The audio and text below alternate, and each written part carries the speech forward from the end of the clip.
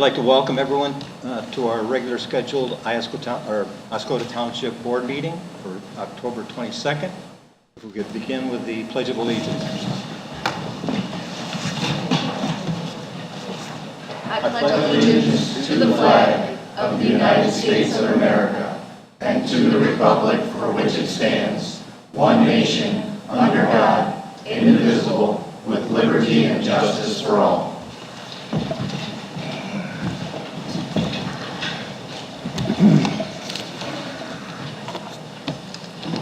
Can I get a roll call, please?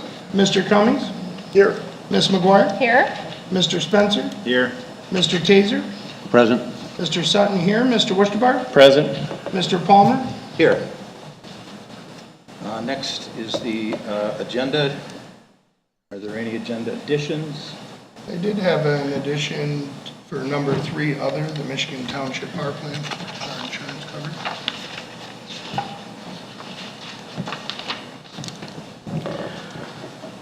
And I have one addition before other, just old business, scheduling a board meeting and/or work session with the attorney and the full board.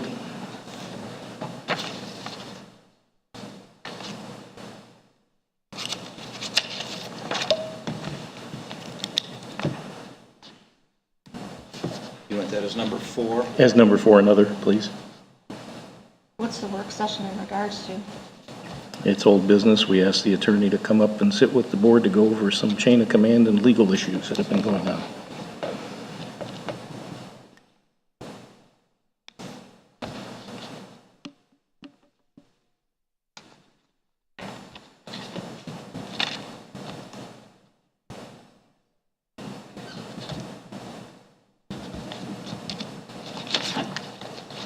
Okay, anything else?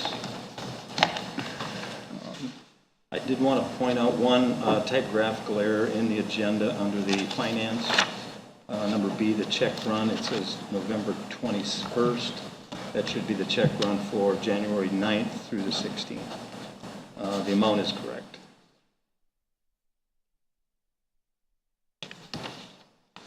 So can I get a motion to approve the agenda with the additions?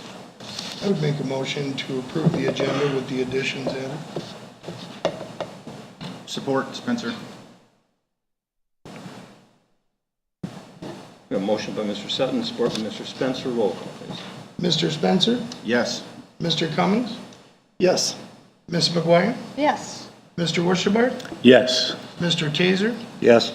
Mr. Sutton, yes. Mr. Palmer? Yes. We have an agenda.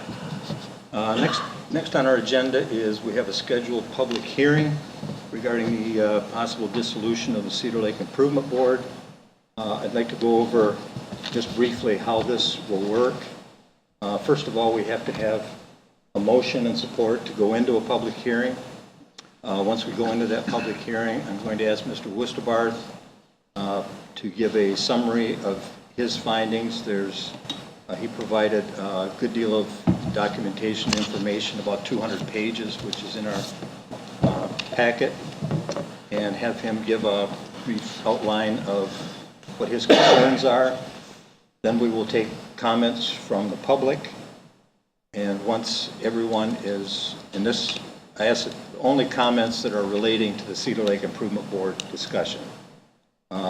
Once all the public comment is done, we will take a vote to go out of public hearing, and then this board will deliberate and discuss the issue of the Cedar Lake Improvement Board. So, do I have a motion to go into the public hearing? I make a motion that we go into public hearing to discuss the possible dissolution of the Cedar Lake Improvement Board. Support, Sutton? A motion by Mr. Westerbarth, support by Mr. Sutton. Roll call, please. Mr. Westerbar? Yes. Ms. McGuire? Nope. Mr. Cummings? Yes. Mr. Sutton, yes. Mr. Spencer? Yes. Mr. Taser? Yes. Mr. Palmer? Yes. Motion passed. We are now in public hearing. Mr. Westerbarth, will you provide a outline of your concerns with this? Yes, I apologize for the amount of information, but I wanted to get things documented with the issues that have been going on with the CLIB probably for the last year and a half. First off, I'd like to talk about the Michigan state statute in regards to lake boards and dissolution. It is a rather high bar to achieve, as this board encompasses 2 counties because the lake resides in 2 counties. It resides also in 2 townships.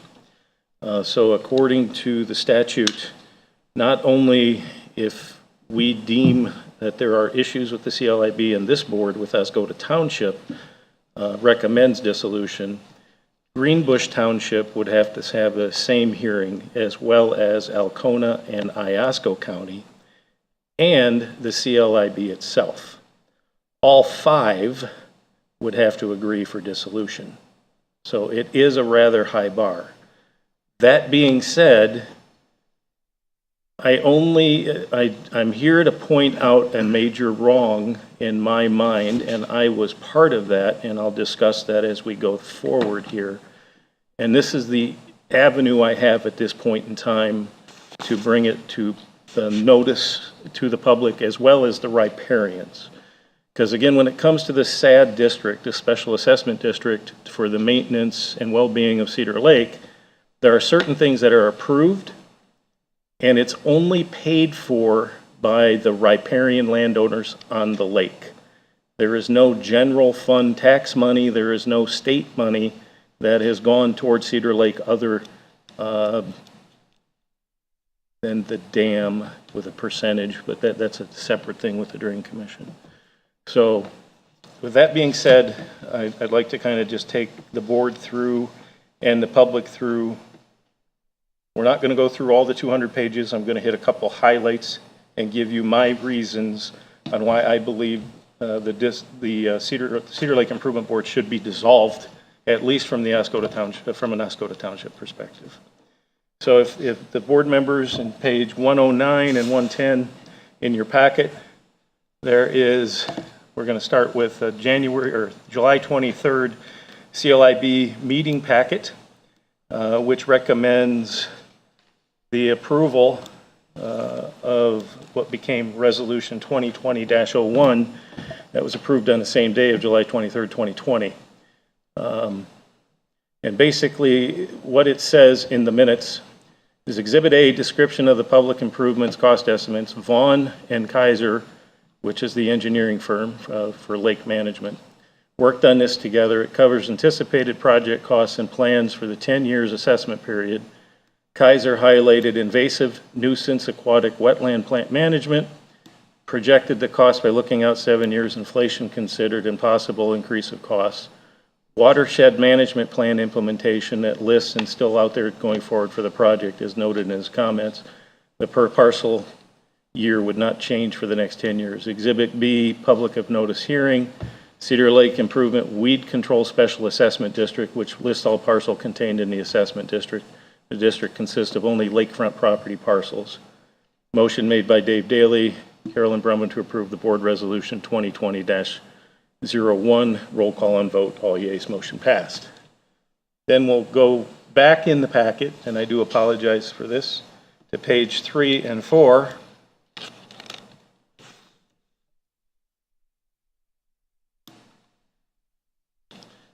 And page 3 and 4 is the actual resolution 2020-1 that outlines what the SAD district monies, anticipated revenue from the SAD district from the property owners is going to pay for. The board intends to proceed and undertake certain public improvements, i.e. the control and eradication of certain aquatic weeds, and also lake management activities and certain other improvements as described in Exhibit A, attached here to the public improvements with regard to Cedar Lake located in Alcona County and Iosco County. That says the only thing that we can spend money as the CLIB is for the control and eradication of aquatic weeds and also lake management activities and certain other improvements in Exhibit A, which is basically our lake manager. Next paragraph, the nature of the public improvements is such that a periodic redetermination of costs may be necessary without a change in the special assessment district boundaries And if at any time the term of the special assessment district and actual incremental cost equals or exceeds the estimate or the prior year's cost by 10%, the public shall be given a hearing afforded to the property owners and interested parties of record in the special district. Which means if the board expended more than $114,000, and it came to the case of 2020-1 resolution, the board, if it's over 10%, would need to come back to the public, and that would drive another petition.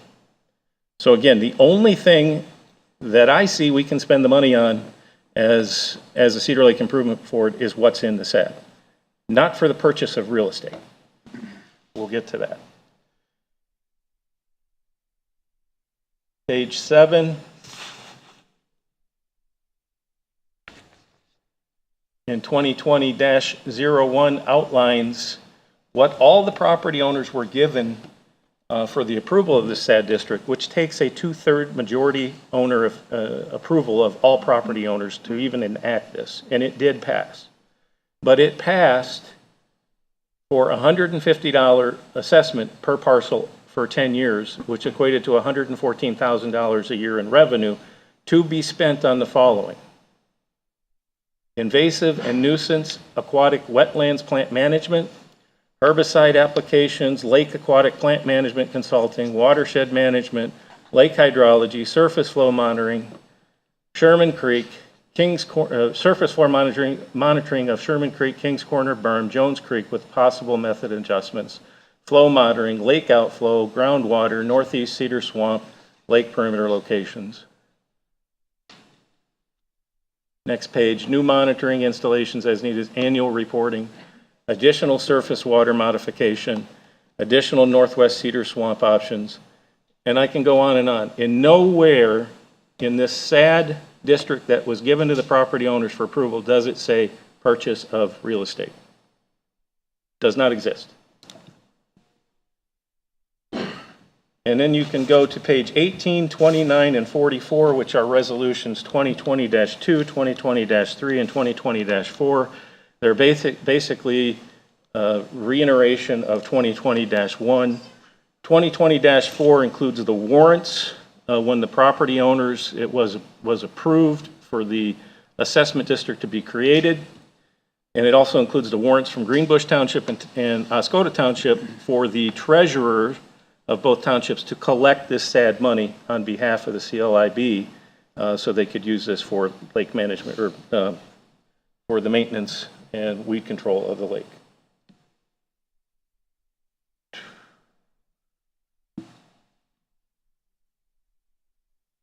Okay. And now we get to the Rise property. Excuse me, I have to look for the page number that's in the packet.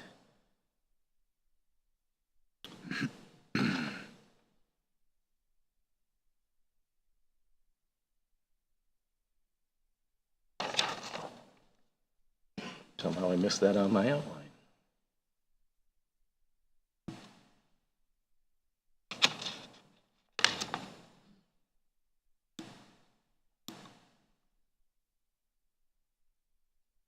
Okay. Second here. Sorry about the delay. I missed a page.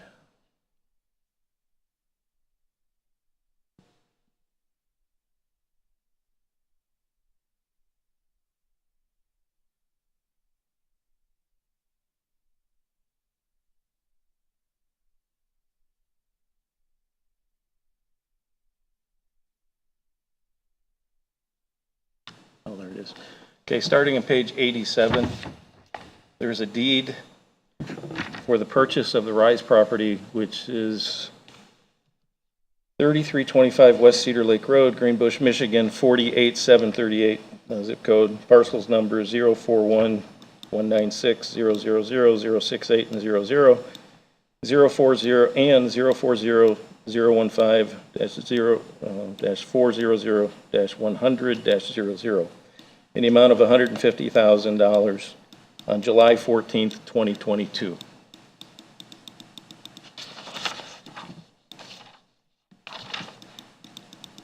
Again, I will go to page 111.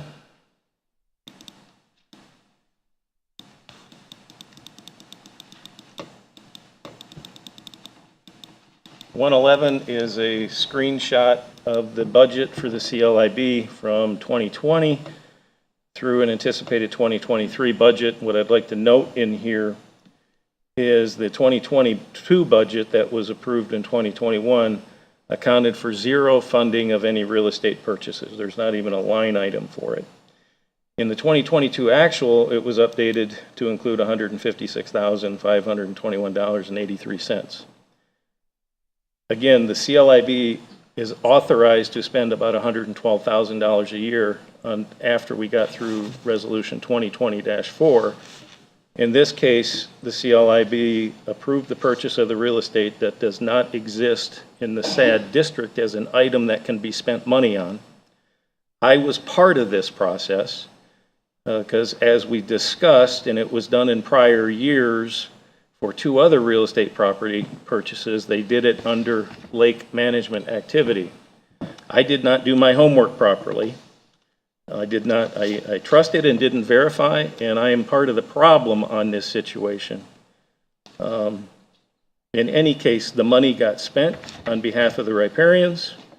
The property got purchased. I'm not saying it was probably the right thing to do for the lake, but the process was not approved by the riparians, and it was totally out of scope. So it is wrong, and I'm trying to correct a wrong in this hearing here today. The other note, with spending the $156,000 for the total purchase of that property, it exceeded the 10% mark that's listed in 2020-1, where if they went over by 10% of the budgeted amount per year, it needed to go back to the riparians. So again, the CLIB did not follow its own rules of procedure.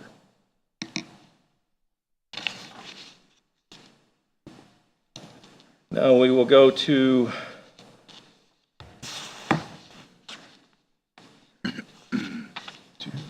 Attorney Opinions, page 107.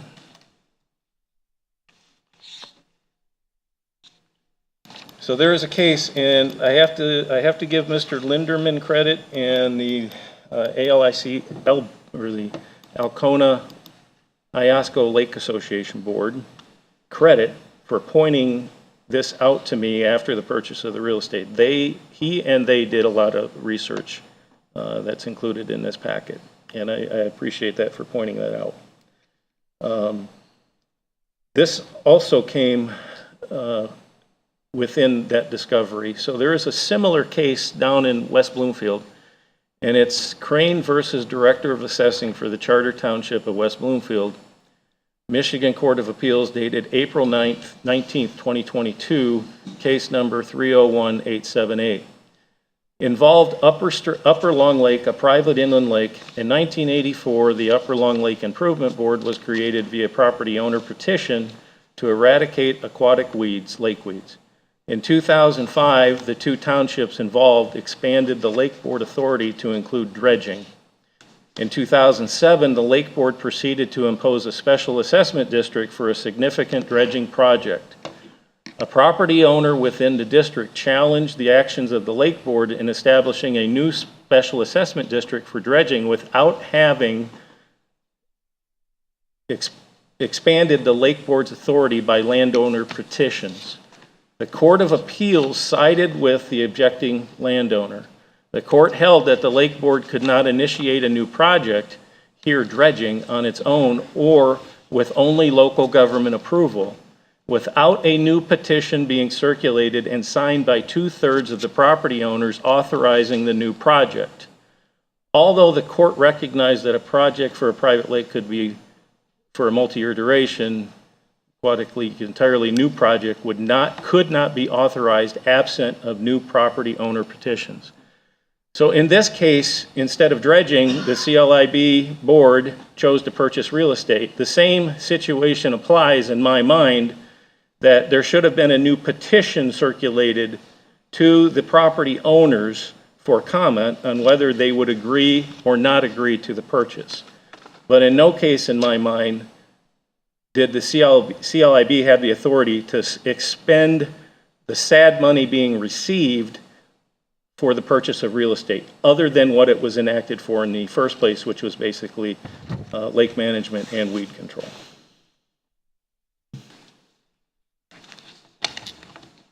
Now we'll go to page 181 and 182.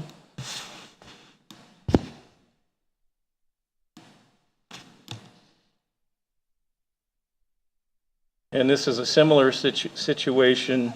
Oakland County General Counsel opinion, SAD district, whether a lake board may use earmarked special assessment funds for a purpose other than that for which they are collected. In this letter by the General Counsel of Oakland County to the Drain Commissioner of Oakland County, it was their opinion, or his opinion, General Counsel, in addition to the constitutional prohibition, it is my opinion that it would be improper for the Lake Improvement Board to deviate earmarked special assessment funds from the project for which they were collected in order to fund a different project. This didn't make it to court, but it kind of reaffirms the West Bloomfield opinion by the courts. Page 112.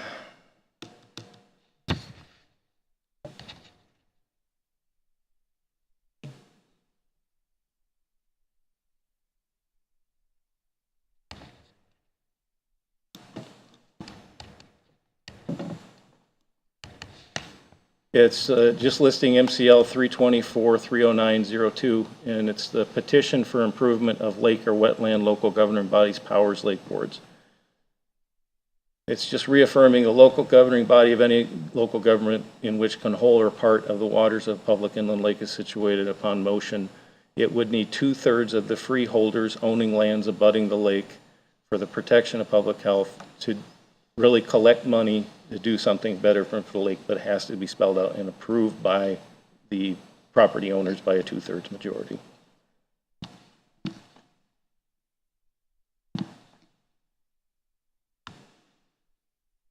Page 112.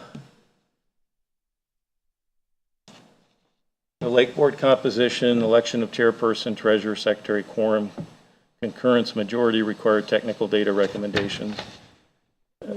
The Lake Board shall consist of the following: a member of the County Board of Commissioners appointed by the chairperson of the county, Board of Commissioners of each county affected by the lake improvement process, one representative of each local unit of government other than a county affected by the project, or if there is only one such local unit, 2 representatives of that local unit appointed legislative body, and a designee and a drain commissioner or road commissioner if the drain commissioner doesn't exist, or a designee of that person, as well as one member elected by that body as a riparian on that lake. So basically the CLIB, just to point out to everyone, we have 2 county commissioners. One is appointed from Alcona County, one is appointed from Iosco County. We have Oscoda Township being represented. This board appointed me to the CLIB with Ms. McGuire as the alternate. Greenbush Township, Dave Daly was appointed. And then we have the Drain Commissioner of Iosco County and Drain Commissioner of Alcona County, of which that group of 6 elected riparian Rex Vaughn to serve as the chairperson and the riparian.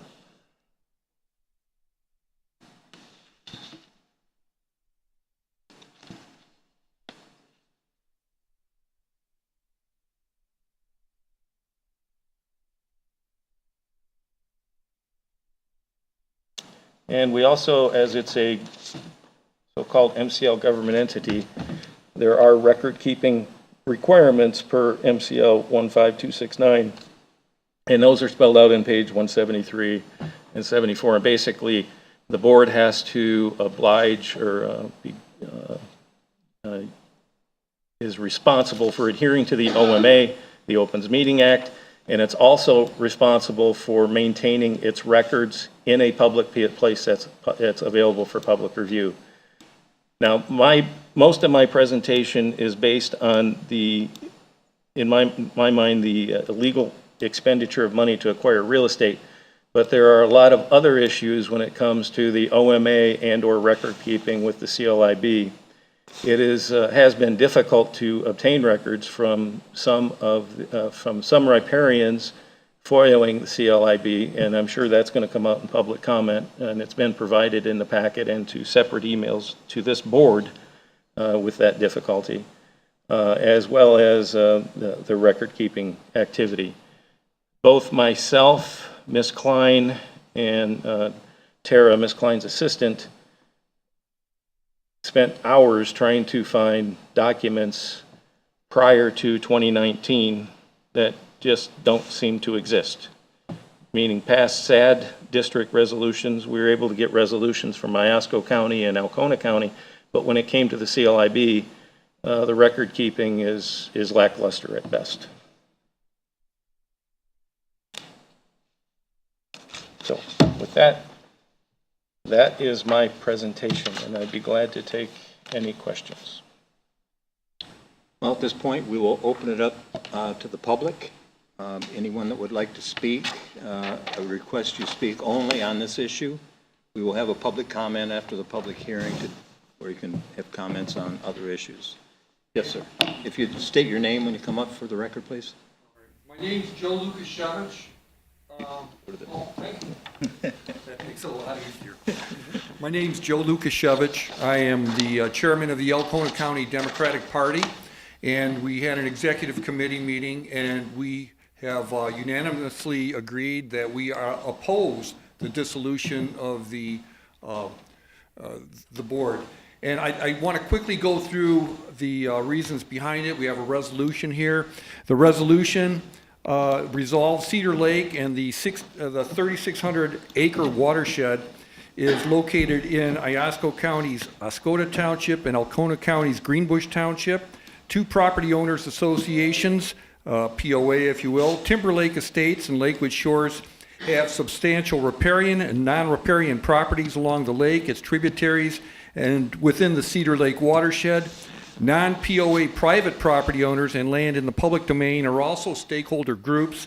Resolved, the Cedar Lake Improvement Board is currently responsible for lake level control, watershed protection, fishery management, weed and invasive species eradication, stakeholder education, pollution abatement, maintaining recreational opportunities, and restoring wetland habitat.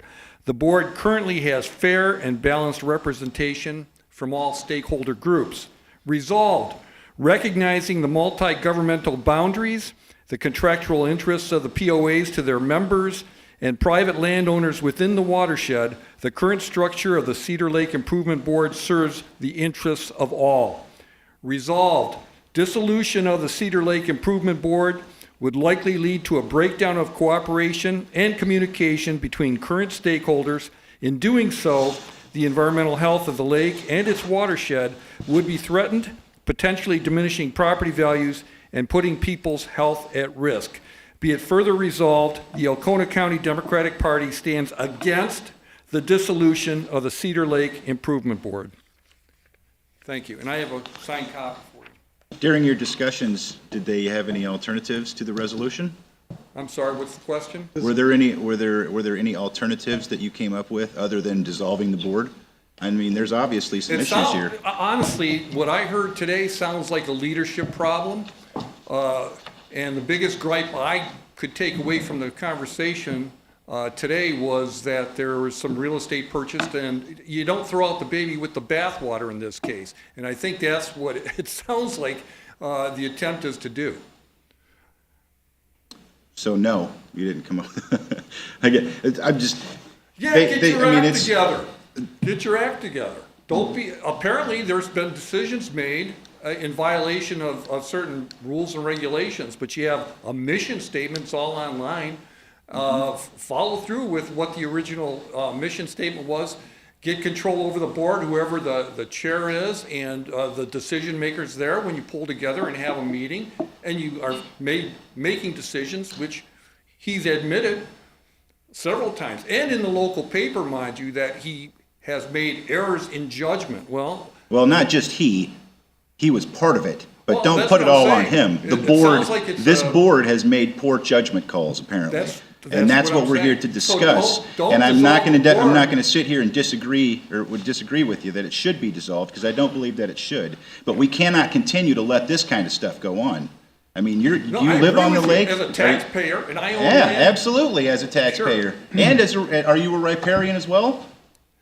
I have land in Lakewood Shores, and I also own a house on Woodley in Oscoda. So I am also a taxpayer in the city, Okay. or in the township, if you will. So I Okay. have a question. So what do you tell the riparians that agreed to spend money for certain items and that money was taken and spent elsewhere without their approval?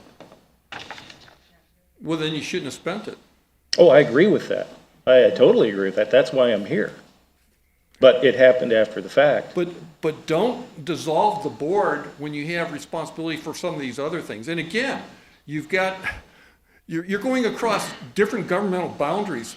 We're in Elkona County. What you do here in Oscoda affects us in Elkona. And I'm a Greenbush Township resident, as are two other members of our executive board. We all have a stake in what happens down here in Oscoda County. We all have a stake what happens at Cedar Lake. And that's why I'm here today. That's why our executive board is taking this action. I don't want to be here. I've got other things to deal with this election cycle. But on the other hand, I don't want to see the board dissolved for the very reasons that I've just stated here. Okay, thank you. Yep, you're welcome. Anyone else? Jeremy, in answer to your question, Zoboleski, in her many emails to our board, if you go back and look, had recommendations on how to help the CLB get some of these things in order as far as like minutes and how they run their meetings and things like that. Is there anyone else in the public wanted to speak? Yes, sir.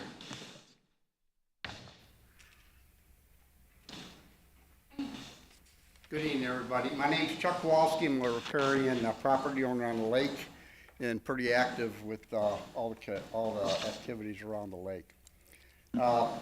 I just got a couple questions. Yes, there have been problems in the past. There's no doubt about it. The transparencies, some of the note-taking, things like that, that needs to be improved. No doubt. Gentleman's comment about throwing the baby out with the bathwater, a good one. The property that was purchased is the watershed for the lake. If someone else bought that property and shut it off, our lake would go dry. The lake water would go from the east side of the lake right through the old drainage system and head out. You can look at the intakes going into Lake Huron. So that property had to get purchased. 2 years ago, I personally walked that property in the springtime, and I cleared out all the drainage ditches and things, and I looked to see if the water was available on the other side of the railroad tracks, and could we fix the geometry and the topographics of the flow and gain more water. That's what the watershed portion's all about, and that's what the key management of that is. We're not Van Atten. We don't have a river coming in. I understand that you guys believe that the property was Let necessary. me finish. And it should have Okay, been. let me just finish. Please don't interrupt me, okay? Let me finish, and then you This can is a then you discussion. can talk. No. Go ahead. No, No, it's not. it's not. But it's not a Fair discussion. enough. It's not. You're a politician, you love to disrupt people. I'm not. I have a hard time standing up here doing this, okay? So please respect that. Okay, so, walking that watershed, I saw the importance of it. I saw the importance even of the Jones ditch and that small property purchase. Sure, it might not have been done right, but that's our source of water, okay? And the management of that with Kaiser and what that whole board did really has enabled us to have water. And, you know, our lake is very temperamental to that, and we could see it a couple of years ago when it was you know, way low. So I asked Steve, see, what's your alternative if you dissolve the CLIB with the technical expertise? What's the alternative to that? How are we going to manage that watershed or that and do lake management? What's your alternative? I believe that would be left up to the courts when it gets to the courts to provide that alternative to the riparians. I think I would consider the responsibility of our lake and try to come up with some solutions for that before you walk in and just dissolve something, okay? The interpretation of what the lake management is is weed control, but it's also that lake level, and that is the watershed. So fix the problem of the communications, some of the leadership and things like that. A lot of people have sat on that board for a long time and let these things go, okay? And I don't think they did them maliciously. I think it just happened this way, and as communications improve over time, you gotta get better, there's no doubt about it. So I'm totally against dissolving this without an alternative plan. So, sir, two off the end, what's your debate? Oh, you've answered my questions. It sounds to me like everyone thought that it was the right call to purchase that piece of property, and I don't disagree. I think you're absolutely correct. It is vital for that process. But the fact of the matter is that there was a specific way that was supposed to happen, and it was violated so unbelievably drastically that I'm taken aback by the blatant And disregard. that's your interpretation of it, but as a lake property owner, my interpretation is protect our lake. And that is lake management, that's watershed management. And I okay? appreciate that, but it does not give you the right to violate the law. And that's all I'm saying. I don't think the law is violated. I think that's an interpretation. Mr. Kowalski, you stated that in the past, the board has let things go. That's the problem here. There is a process that we're required to use by the state of Michigan, and it was violated. The trust of the riparians was violated, not in this instance, but in two prior instances. Yes, I pointed out that this was probably the right thing to do for the lake. However, the process with the state of Michigan was violated. That's why we're here. True, and I bet if we look at other organizations, we'll find similar things, okay? Not everybody's perfect. Mistakes were made. I don't think they were done maliciously, all right? I think dissolving something without an alternative is really the wrong way to go. You're acting on emotions. Maybe you were threatened to be sued or threatened to be put on Facebook as a discriminatory thing against you or slander or something like that. I don't know what that is. I can only imagine in this county what that is, okay? I do know the water is important in that property. Okay, Right please now, consider that in your decision. Mr. Kowalski, what I'm doing is what I'm allowed to do by state statute. And this is the only thing I'm allowed to do to right or wrong. Good. Yeah.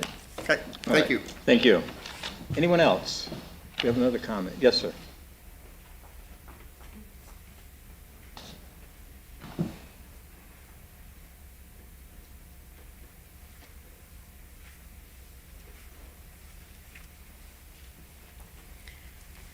I didn't plan on speaking tonight, but, Could you state your name just for the record, oh, I'm please? sorry. Yeah, it's Marty Leach, 7414 Cedar Lake Road.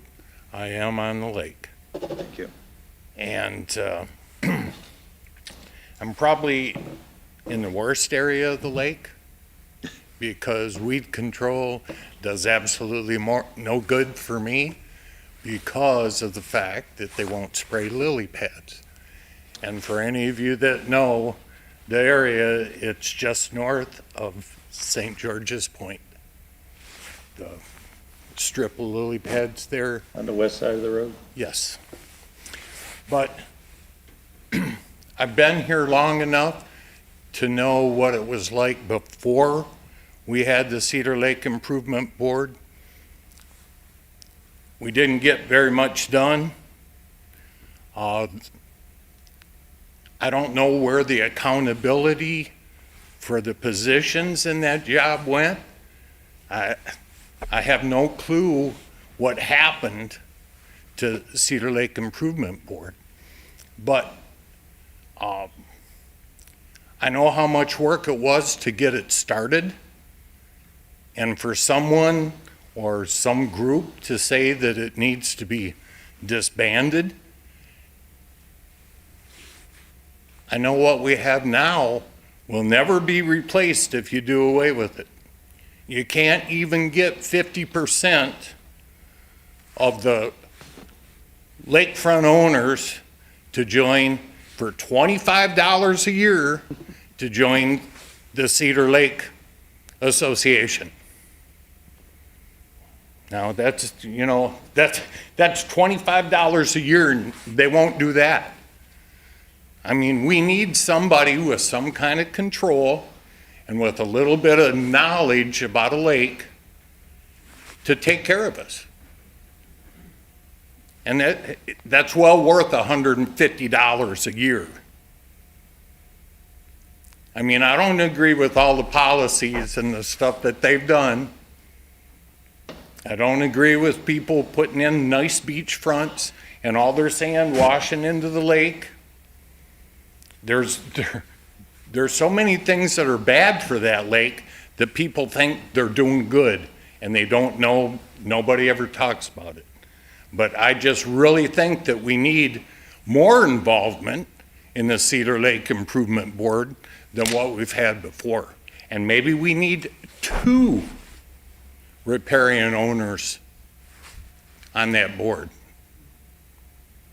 I mean, I know it's a big job. It's a big job for those people, and you've got a whole lot of different thoughts with different government entities stuck in there of who's going to do what. It's just like who patrols the lake. You have Alcona Sheriff on the lake. You don't have Oscoda. Don't know why. But we need help on Cedar Lake. We need help, and I think by disbanding it, you'd be doing this community a terrible disservice. And it's like that board makes decisions without people voting on stuff. This township board makes decisions the same way. We don't vote on every expenditure you guys make. So we vote for you guys, and we also vote for the county officials. So, you know, I just think it would be a great disservice to our lake if you disband the CLIB. Hold them accountable. Don't disband it. Thank you. Thank you. Sir, Anyone there's one else? thing I agree with you on, more riparians, and there's a way to do that. And do it. Don't disband. Any other comments? It's too hard to get started. Thank you, sir. Anyone else? Last chance? Okay, can I get a motion to, Oh, I've got some questions. well, we'll be doing that on the board discussion after we close the public hearing, Oh, okay. okay? Oh, okay. So can I get a motion to close the public hearing? I'll move that we close the public hearing. Taylor. Support, Sutton? We have a motion by Mr. Taser, support by Mr. Sutton. Roll call, please. Mr. Taser? Yes. Mr. Wurstenbach? Yes. Ms. McGuire? Yes. Mr. Cummins? Yes. Mr. Sutton, yes. Mr. Spencer? Yes. Mr. Palmer? Yes. Motion passed. We are now out of the public hearing, and we will have our board discussion on this topic. You had something? Yeah, you I wanted got to some go over? questions, Steve. I don't know if you were, I was trying to find the pages that you were looking for, but I have copies that were sent to us from Jamie Zoboleski from the county and from the attorney in regards to some of the things that you were talking about. One is Exhibit C, where they changed the Cedar Lake Improvement Board, changed their determination of what they were doing, like what they were authorized to do with the money. And it comes from the Iosco County Board of Commissioner authorizes the current CLIB established 1995, and it outlines the different projects that they're working on. So I don't know if you have those? Those are all in the packet, I believe, all the resolutions from the county. Okay, so you're saying that those are not authorized to be done that way? The only thing that's authorized to spend money on, Ms. McGuire, is Resolution 2020-4, which specifies the SAD district that was created in 2020.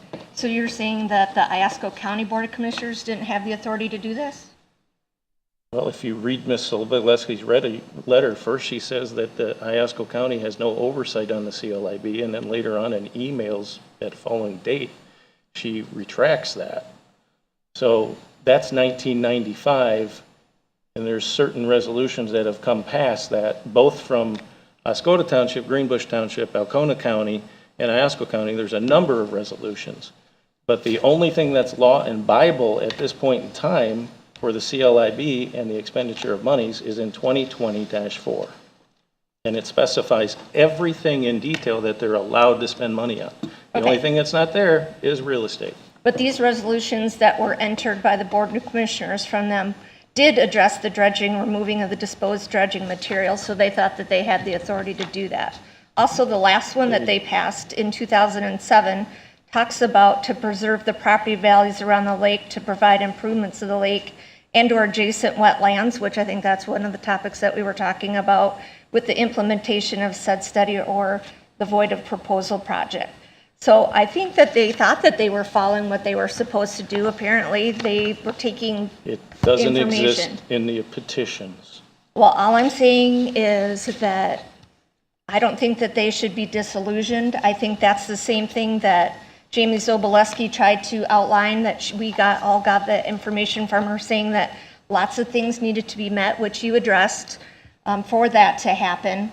And basically, if you do get rid of the CLIB or try to disillusion it, you would basically have to turn around and appoint the same people back to the CLIB because it covers in 2 different counties. It's not just the townships thing where we can do like what Vila does and have a group of people that are taking care of the lake management. It can't work that way between 2 different counties. Show me and in the several. statute where it can't work that way. It doesn't exist. You were told by the county, and doesn't I would have to exist. believe that. It doesn't exist in the MCL. Well, I'm not an attorney, so I can't speak to that, but I'm pretty sure the letter that they gave us from their attorney waiving the rights of confidentiality does. So I would hate to see the CLIB disillusioned also. And I think this has been a colossal waste of time. Any other comments, board members?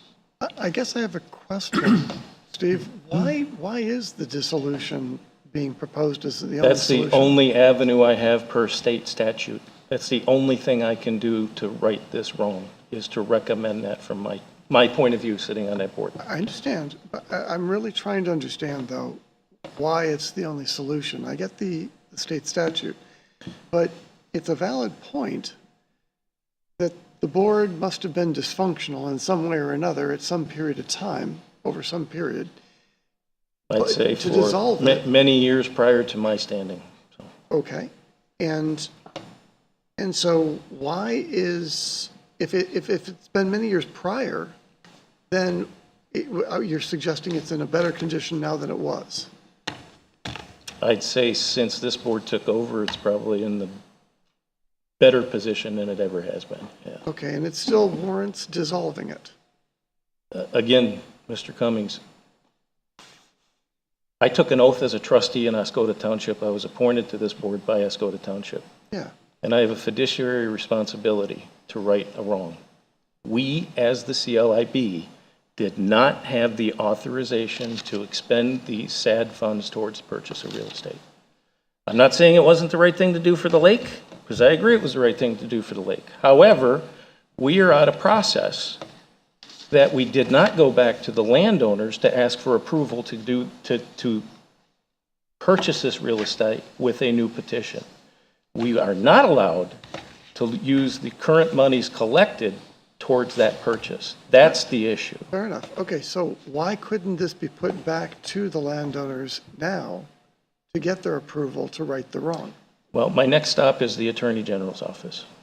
Okay, that needed didn't to answer my question, Steve. Could it be? Could it be? I don't know that. That's my discussion with the Attorney General. After this public hearing either is going to approve it or disapprove it, I'm still planning on going to sit down with the Attorney General in Lansing and discuss this whole situation, because I, as a trustee, agreed to spend this money that I didn't have the authority to do. Yep. Okay? I misused riparian money, and I'm one of the riparians, I get it. but I misused it.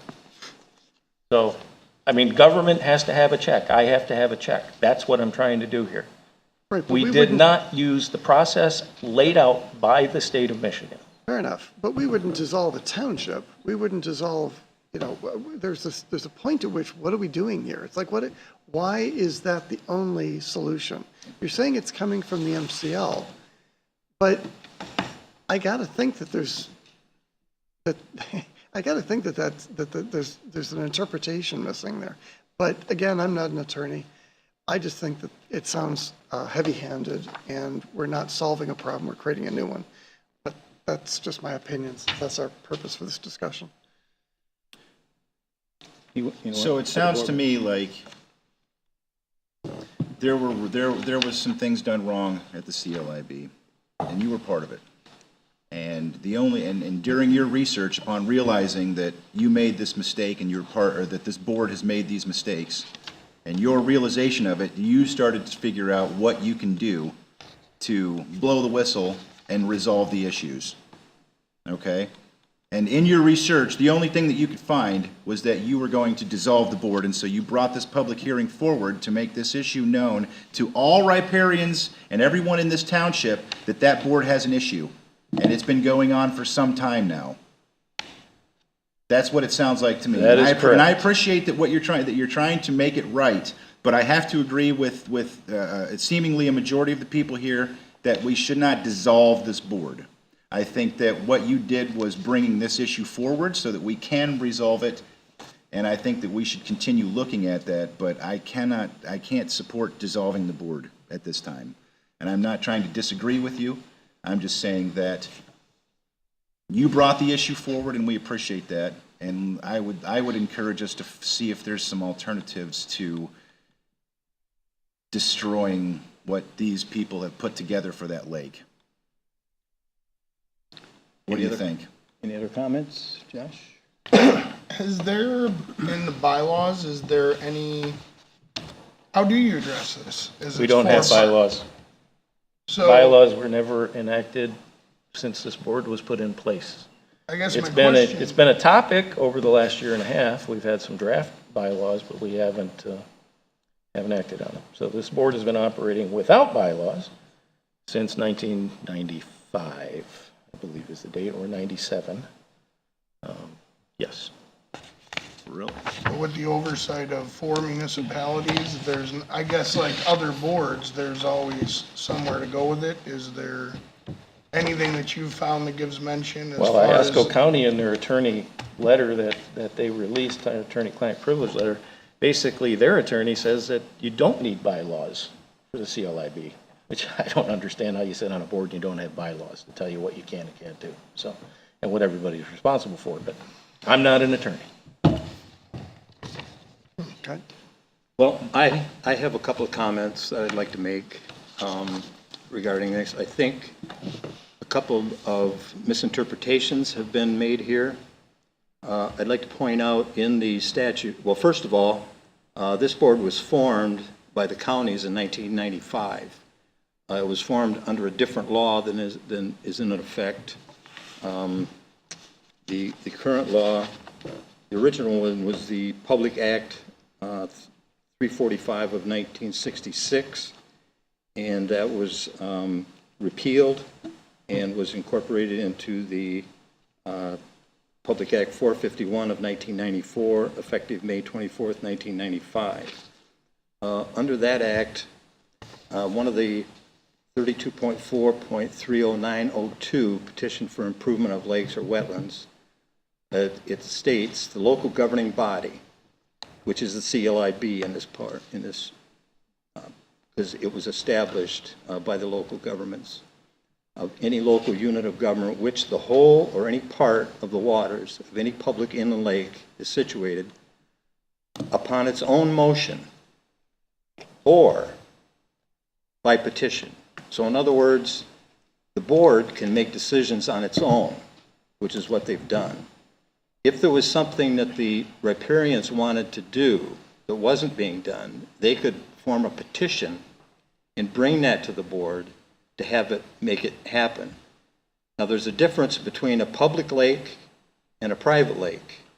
In the same statute, if you look at 32.4.30904, it has action may be initiated under section 30902 relating to any private inland lake only upon petition of 2/3 of the freeholders owning lands abutting the lake. The court case that was cited in here was noted that it was a private lake. So that Cedar Lake is a public lake, obviously. So some of these things wouldn't apply. You don't need a petition. Once the CLIB is formed, they have the authority under that establishment to make decisions and do what they believe is best under the guidelines of the SAD district and what they're supposed to be doing. Now, they do come under requirement of the Open Meetings Act, which means they're supposed to be taking minutes. They're supposed to be recorded. They should be available for the public to look at. But there's a lot of talk in the statute about establishing a board, and there's also language in here about dissolving the board. Most of the language involving dissolving the board has to do with dissolving it once it's no longer needed. I don't think there's anybody in this room that would argue that that Cedar Lake definitely needs some help. And it's been this way. This isn't new. It's been a problem for many years. The lake level. I think originally it was formed in '95 when the county put the board together, was to deal with invasive weeds. And then a subsequent resolution that the county board made for the CLIB was to give them more powers to deal with other things other than just the invasive weeds, which is what I believe they have been doing. Now, if they made mistakes, it sounds like they have. If they're not keeping minutes properly and those kinds of things, those are violations of the Open Meetings Act. That needs to be repaired. But I don't think, I think Cedar Lake needs this board in order to oversee the maintenance of the lake, not only the weeds, but to try and help with the lake level, which is, everybody here knows that's a problem. In the later summer months, the lake level gets low. We had an issue here a few months ago where the Iosco County Drain Commissioner was in here requesting some drain work in Lakewood Shores, and he pointed out that the drainage from Cedar Lake goes to Lake Huron. And what he pointed out was there can be some engineering done to reverse that, to keep that water flowing back into Cedar Lake. But that certainly wouldn't be a project that would be undertaken by the CLIB or the riparians to pay for under a SAD district. That would have to come through the county, I believe. It still would require a SAD district on everybody. But that is part of, in my opinion, the solution to the lake level in Cedar Lake, along with the wetlands that were discussed by some previous speakers. So in going through, and I read through all nearly 200 pages of the documents, what I took away from that was that the county formed this board back in '95, and then later on they realized that they needed more authority other than just weed control, and that was given to them.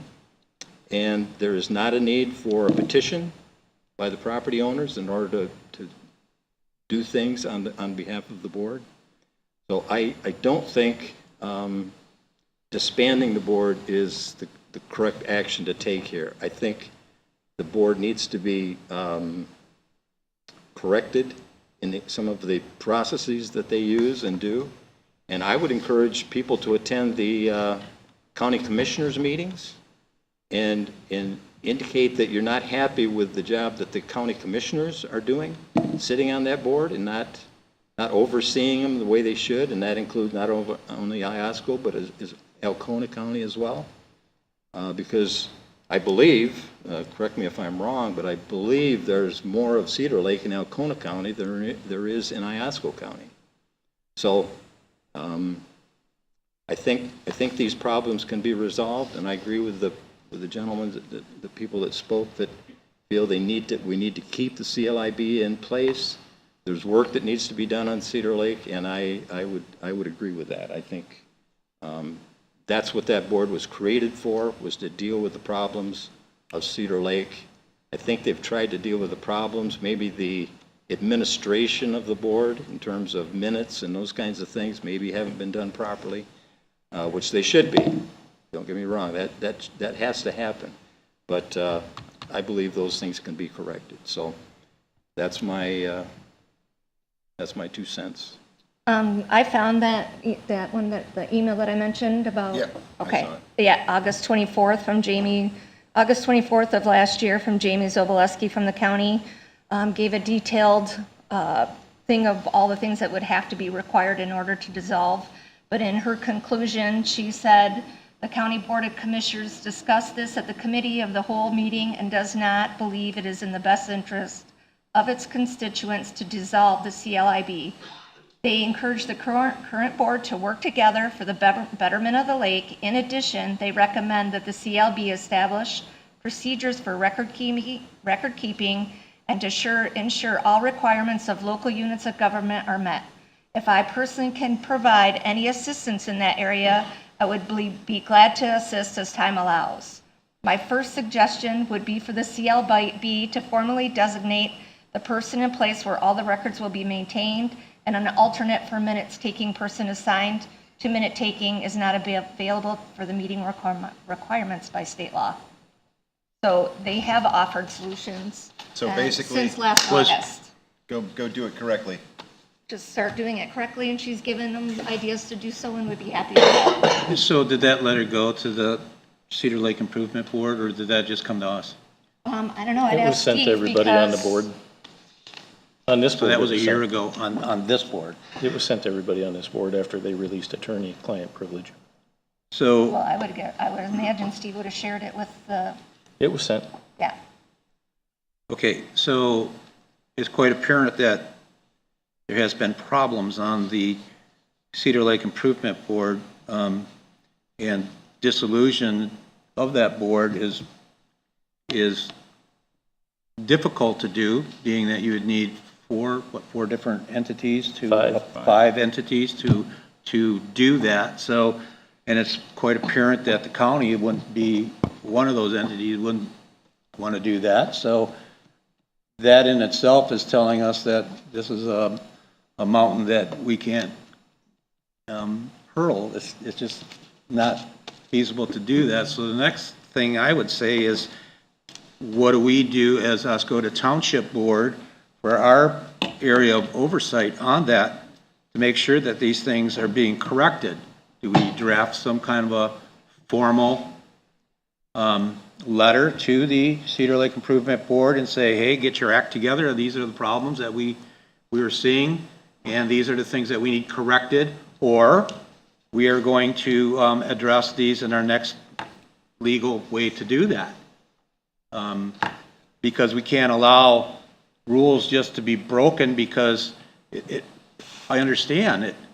Things have worked on the lake, and we need to continue to have those improvements on the lake, but you can't allow illegal things to happen on a board. You can't have oversight, and it's our responsibility to make sure that that is happening. I personally would like to see us draft a letter with all of our observations and complaints and address it to the Cedar Lake Improvement Board and send it out, shoot that over the bow and say, hey, you know, these things have to be fixed, or our next step is we're going to have to go to court. So moved. Well, it seems like there's a lot of things that are easy to fix, and maybe they've just gotten away from them, like with the Open Meetings Act. Maybe some training, MTA, MSU training. I mean, that's always been a big thing, and maybe we could offer those solutions too, besides just saying that. Let's give them some opportunity for solutions. Here's some different training that would help you with taking the minutes. Here's some different training for you on how to run a meeting. Here's Robert's Rules of Orders. You can buy books from MTA, different things like that can help you with internal controls that'll help them be able to solve these problems. And maybe they have new people, old people, refresher course. Maybe instead of just sending that letter, you provide some opportunity. Well, I for agree. them. I think Yeah. all the information, we would have to come up with a letter of all of those things. It should be solution-based and not punitive. I mean, I really believe that. I think I solution-based would be is always happy to help best. Steve put some type of list like that together. You know, and take that action first. before we proceed any farther. I mean, we can always come back and take a vote on dissolution of the board if things don't work out. If they just don't agree with our findings, then we'll have to take further action. But I think the first step would be to reach out and say, hey, there's problems here. These are the problems that we're seeing, and we need these corrections, and maybe these things can help you correct those problems and see what kind of response you get.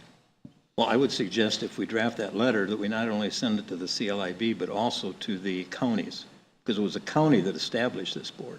And the county has members that sit on this, Well, that on would this board. address, And that would address it to the county if we gave it to those people sitting on that board. And Jamie offered her No. assistance as well, so that might be helpful. The county members are not commissioners, they are, They are. yeah. so it would go, But you want to address. But it should go to you the wanna county address the- board of commissioners as a whole. I'd say send it to everybody. Yeah, right, exactly. Okay, any other discussion on this? Yes, Mr. Palmer, I disagree with one thing that you stated in relationship to the SAD district. The SAD district is very clear on what the CLIB can send money for. It doesn't matter what the county says. It's CLIB is its own board. But the board did spend money outside of what it was approved, and that is illegal on the purchase of the real estate. And it did require to go back to property owners for that expenditure. So I disagree with the statement that you made there. For a public lake, it does not require a petition. They can't, but if you go in the SAD language on what the money is collected for and what it can be spent on, I'm sorry, I disagree. In the SAD district, it outlines what the money is to be spent. Correct. Correct. Correct. Yes. And real estate acquisition is not, Was not part was of not that. part of that SAD district. I understand that.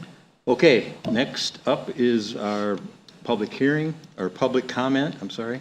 For this first public comment, we ask that you fill out a card, and you will have 4 minutes. Do we have?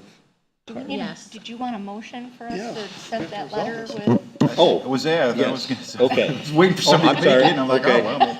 I didn't understand. I'll make the motion. I make a motion that we send a letter to the two counties, or to Alcona County, Iosco County, and the Cedar Lake Improvement Board detailing our reservations with their current procedure or deficiencies therein, and provide alternatives and training options so that we're not just bashing, we're offering that we understand there's an issue.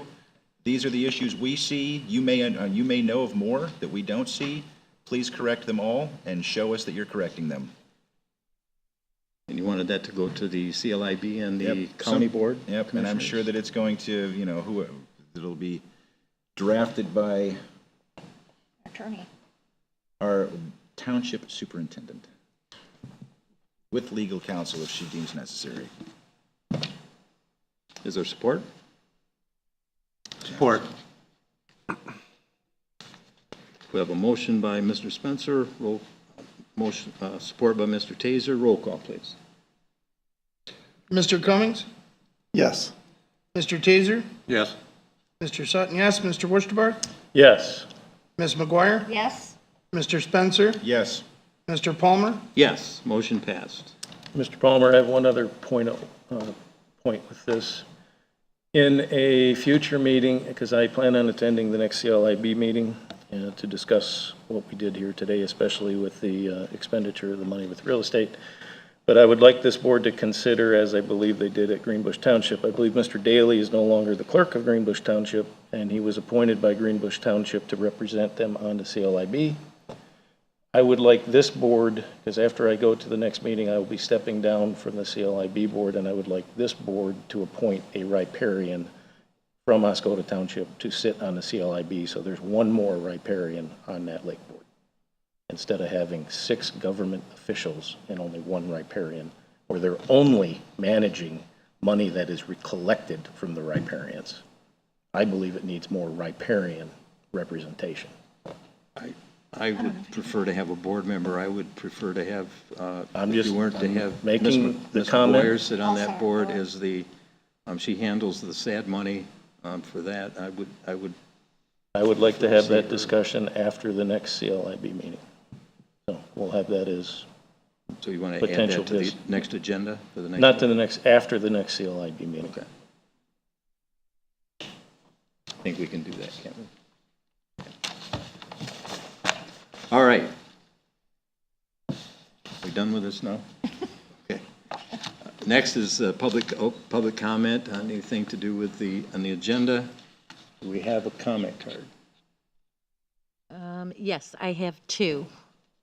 Okay. So the first one is Thomas Chattel. Sorry if I didn't pronounce that correctly. Can you open that so I can use your timer? Sorry.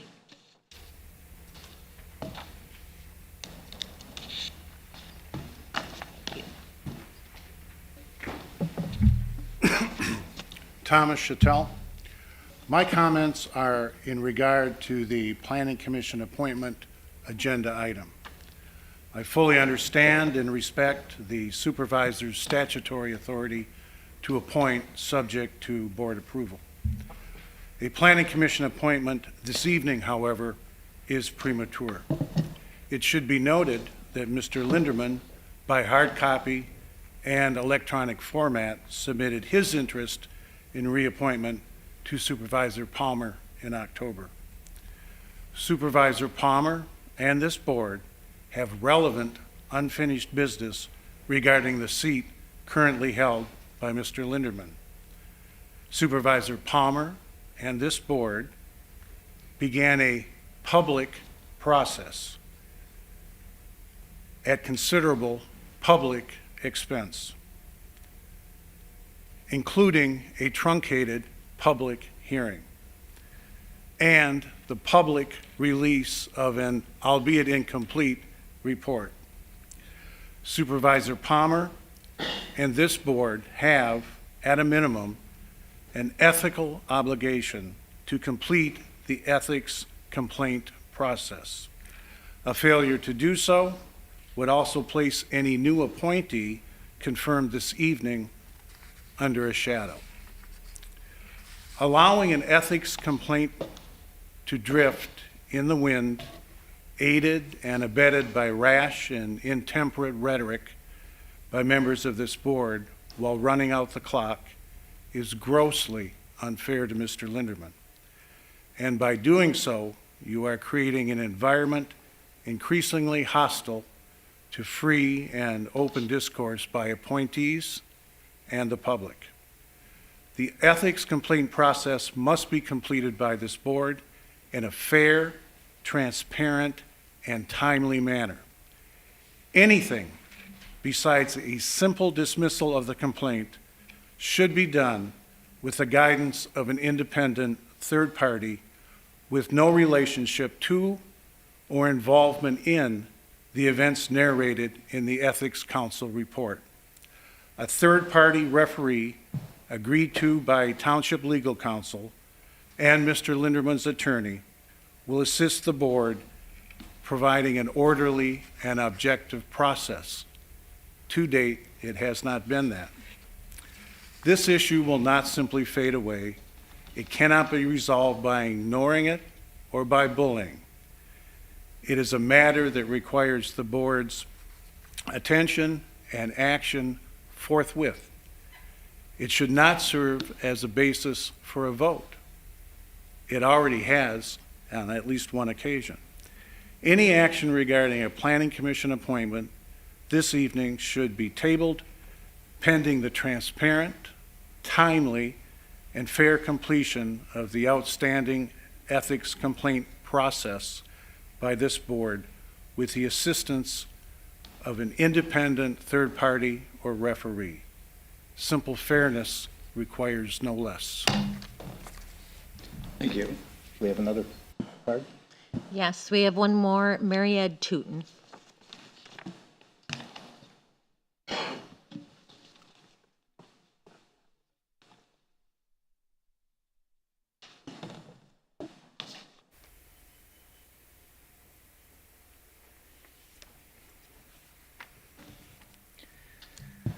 Good evening. I am Mary Ed Tootin. I live in Oscoda.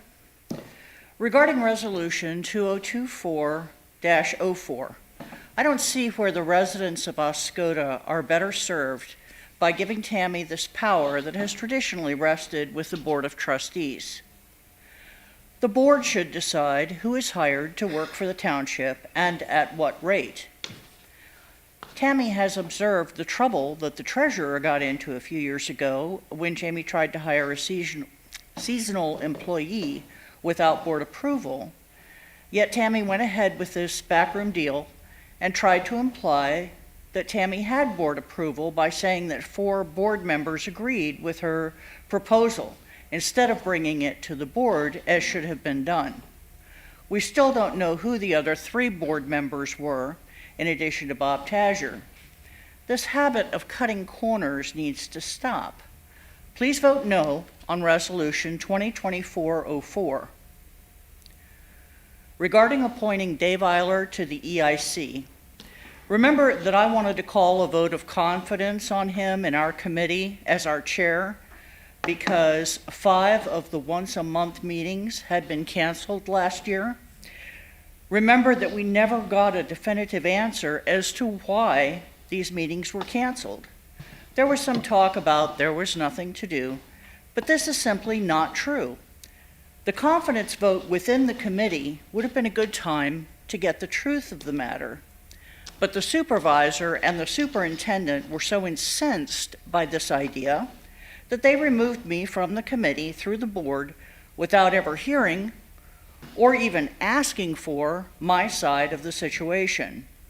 Bill and Tammy conspired to keep my name off the agenda so that I could not speak before the board ahead of the vote.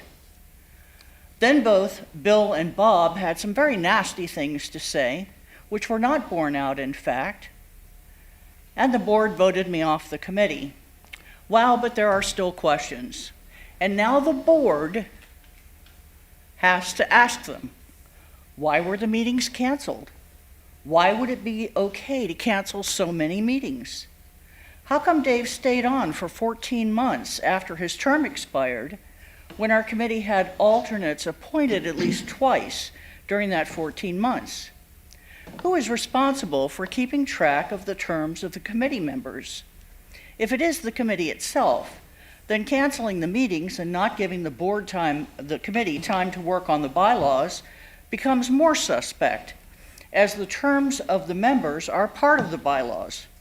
If it is not the committee, then not allowing the committee to complete the work on the expiration of the members' terms hamstrings the person whose job it is to keep track. This year has been a very slow go with next to no progress, and Dave did not appear to be looking for ways to contribute to the expansion and growth in Oscoda, but was waiting for someone to tell him what to do. Please ask the questions, but also please do not allow the reappointment in this meeting. Thank you. Do we have any other comments? No, we do not. That was it. Okay. Thank you, Bill. You're welcome. Hopefully you can hang on to that for the next one. Next is the consent agenda. We have approval of minutes, the meeting minutes from January 8th and the special meeting minutes from December 13th. Any questions or comments on that? I think we've sent in some corrections. I think Mr. Sutton has made those corrections. On which meeting minutes? Come on, I turned it off. January 8th. January 8th, yes, I do. Down on page 201, under the Planning Commission appointment, Mr. Cummings supported my motion, and it said to appoint Matthew Cleary until December 31st, 2026 to replace Greg Schultz was my motion. And I know I sent that to you already once, Josh, but I know you were having issues. Yeah, I lost those. I changed the motion, but I didn't. So you just needed to be replaced Greg Schultz? Correct.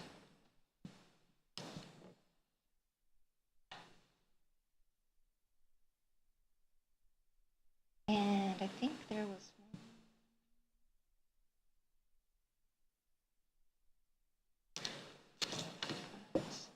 In my comment, at board comment,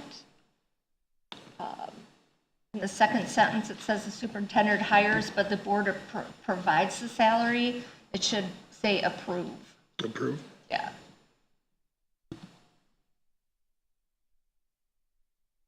Thank you.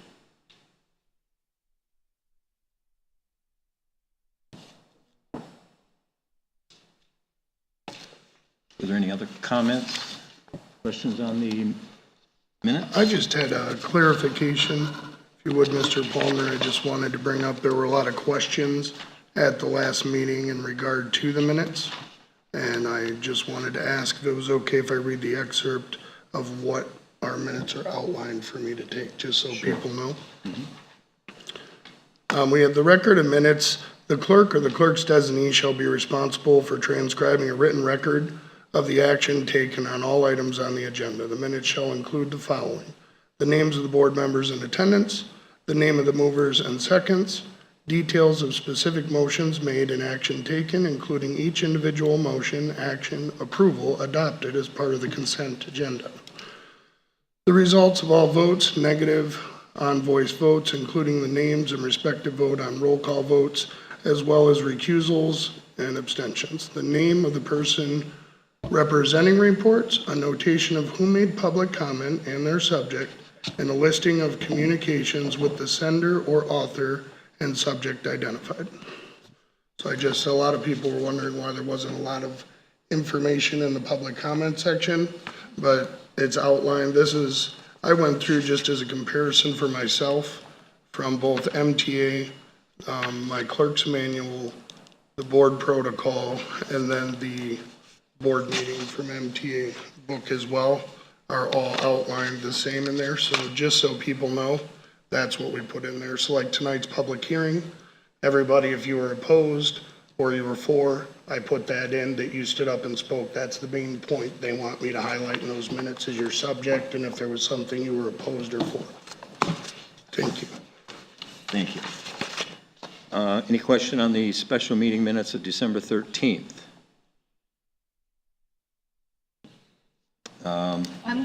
I got a question, because and I've heard it a couple different times. I know I heard it at the last meeting. At the close of the public hearing, not at the close. Let's see. Action on the Independence Ethics Council opinion. Mr. Rutherford supported a motion by Mr. Palmer to postpone action.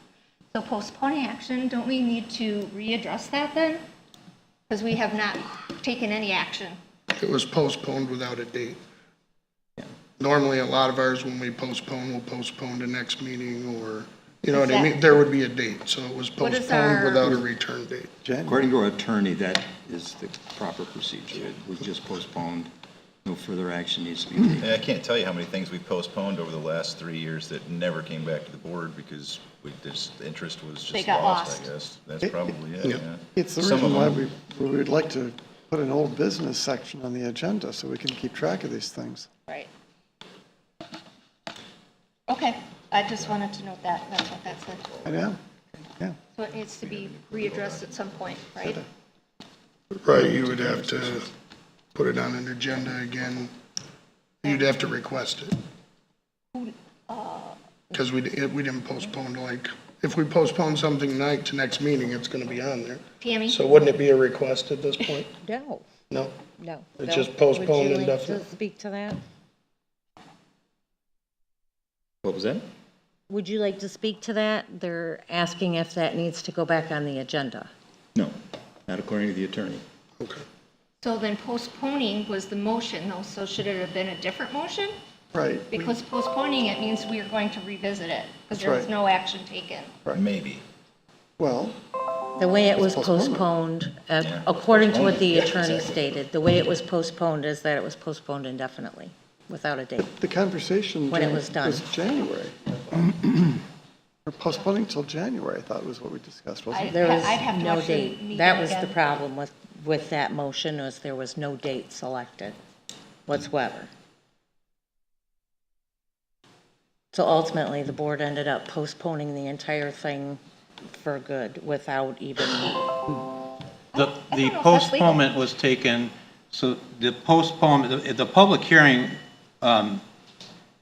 was to take action, if so desired, to the results of the ethics investigation. That ethics investigation was done by a third party. The postponement was if we decided to take action on the report of that those ethics violations as reported by the third party. And since it was postponed, you don't have to take action on it. It was a public hearing if you wanted to take action on it. The ethics report investigation was sent to us by a third party. There was a complaint. The third party came back and answered to our board that was the findings. And after the findings, there was decided to have a public hearing. They released the information from the ethics report, and postponement was to take action, not whether the ethics report, not about the ethics report itself, as if we were going to take action on the report from the third party.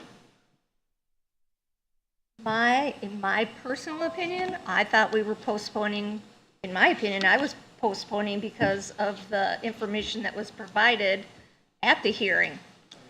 So I wanted to postpone it and see. It was postponed at Mr. Linderman's attorney's request. And that's what the board had voted to do, was postpone. It had nothing to do with the decision. And according to our attorney that I talked to this morning, Last time I checked, I have a we vote. don't, once you postpone it, no action has to be taken. There's nothing that needs to be done. That kind of just But leaves that it doesn't hanging make out sense. there. I agree. Yeah, we went over the completely. same thing 3 Well- years ago when I first got on the board, and I was asking, why aren't these postponements coming back to the meeting? And unless we say we're bringing it back for whatever reason, it just floats out there forever and ever, amen. There's been plenty of examples of that, just in the past 3 years. Since I'm new to this board, there's been several ethics investigations going on. This one was released to the public, and what's different from the other ones? The ethics violations that we had a third party look at, and the results came back, and people read it and decided not to take any actions on it. But we didn't postpone it. Didn't have to, it was on a request of an attorney, postpone it. So we opted to follow that attorney's advice. I can only go by what the attorney told me this morning. You postpone something, unless you put a date on it, then it has to come back on that date. Is there a reason why we didn't get that information? Yeah, I'm not getting these emails, Bill. It's the second time I've heard Wasn't you an email. quote an email from the attorney, and we It don't. wasn't know an this email, board. it was, I talked to him on the phone. But we don't know it from, we're not getting informed of this. Now we're finding out, so. Okay. So, Yeah. Any other questions on the minutes? I would like to wait to approve these minutes till I watch the video and see what it actually says. That's my opinion, For the December 13th Yep. minutes? because I didn't get a chance to look at that We one. can approve the January 8th minutes? Yes, Are you making a motion to postpone? Good Lord. till next meeting. Next is the finance, payment of bills, and as I mentioned, the prepaids for January 23rd, the amount of $5,754.03.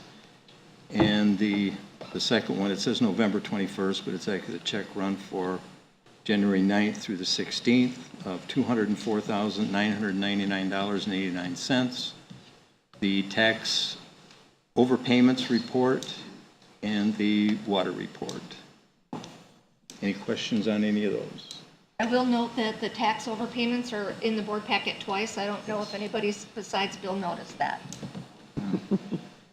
Thought I was just, Just a. Stuttered. yeah, I got it. Well, all right. I just They don't got put in there Checking you twice. guys. See if you're paying attention. Yeah. So can I get a motion to approve the consent agenda? I'll approve the consent agenda without the December 13 minutes. Support Cummings. Can we add with corrections presented? Yes, For the please, first with one. corrections. Yeah, I agree. We have a motion by Ms. McGuire, support by Mr. Cummings. Roll call, please. Mr. Spencer? Yes. Mr. Taser? Yes. Mr. Wusterbarth? Yes. Ms. McGuire? Yes. Mr. Cummings? Yes, Mr. Sutton, yes. Mr. Palmer? Yes, motion passed. Next is the superintendent's report, the action items. Subcommittee reports. Oh, I'm sorry. Yeah, we have our subcommittee reports. Mr. Freeman.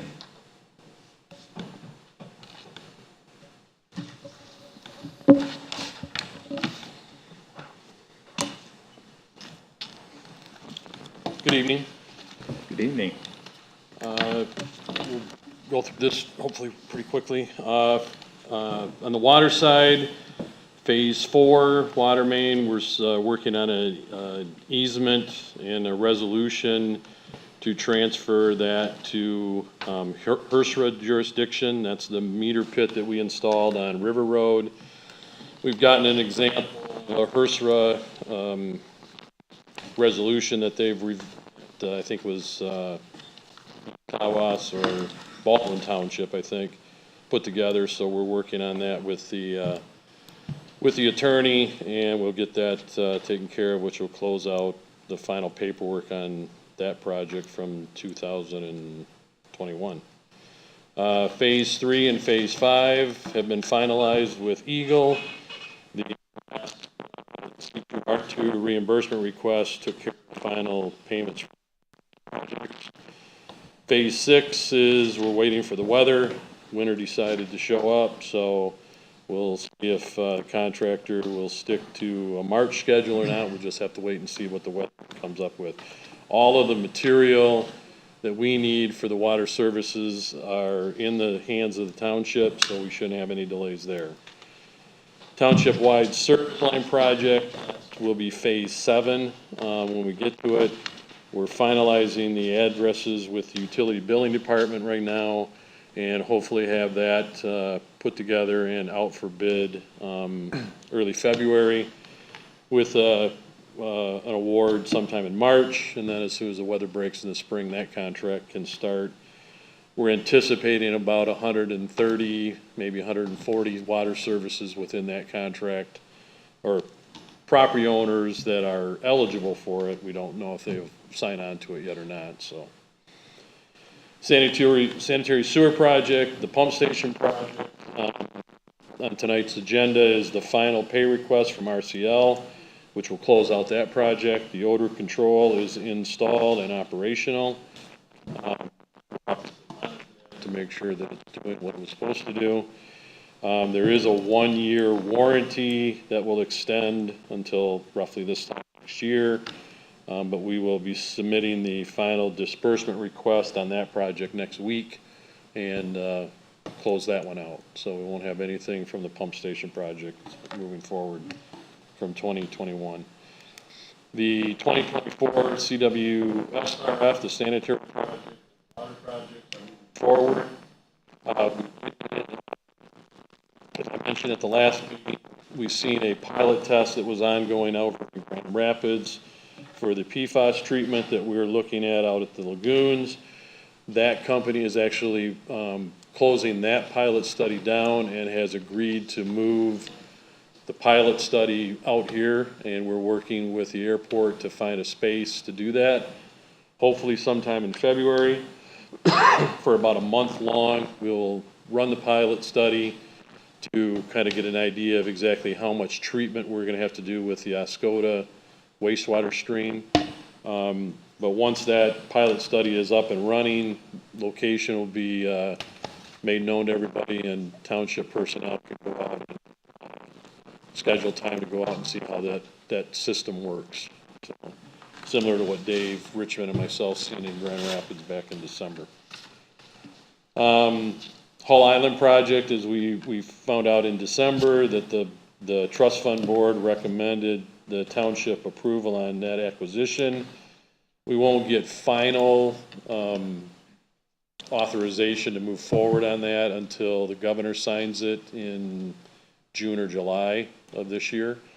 But there are some steps that we will be taking in advance of that. We'll be identifying an appraiser, because we'll have to have the property appraised, and then also getting the boundary survey and all of that taken care of, so that when we do get that approval, we can move forward.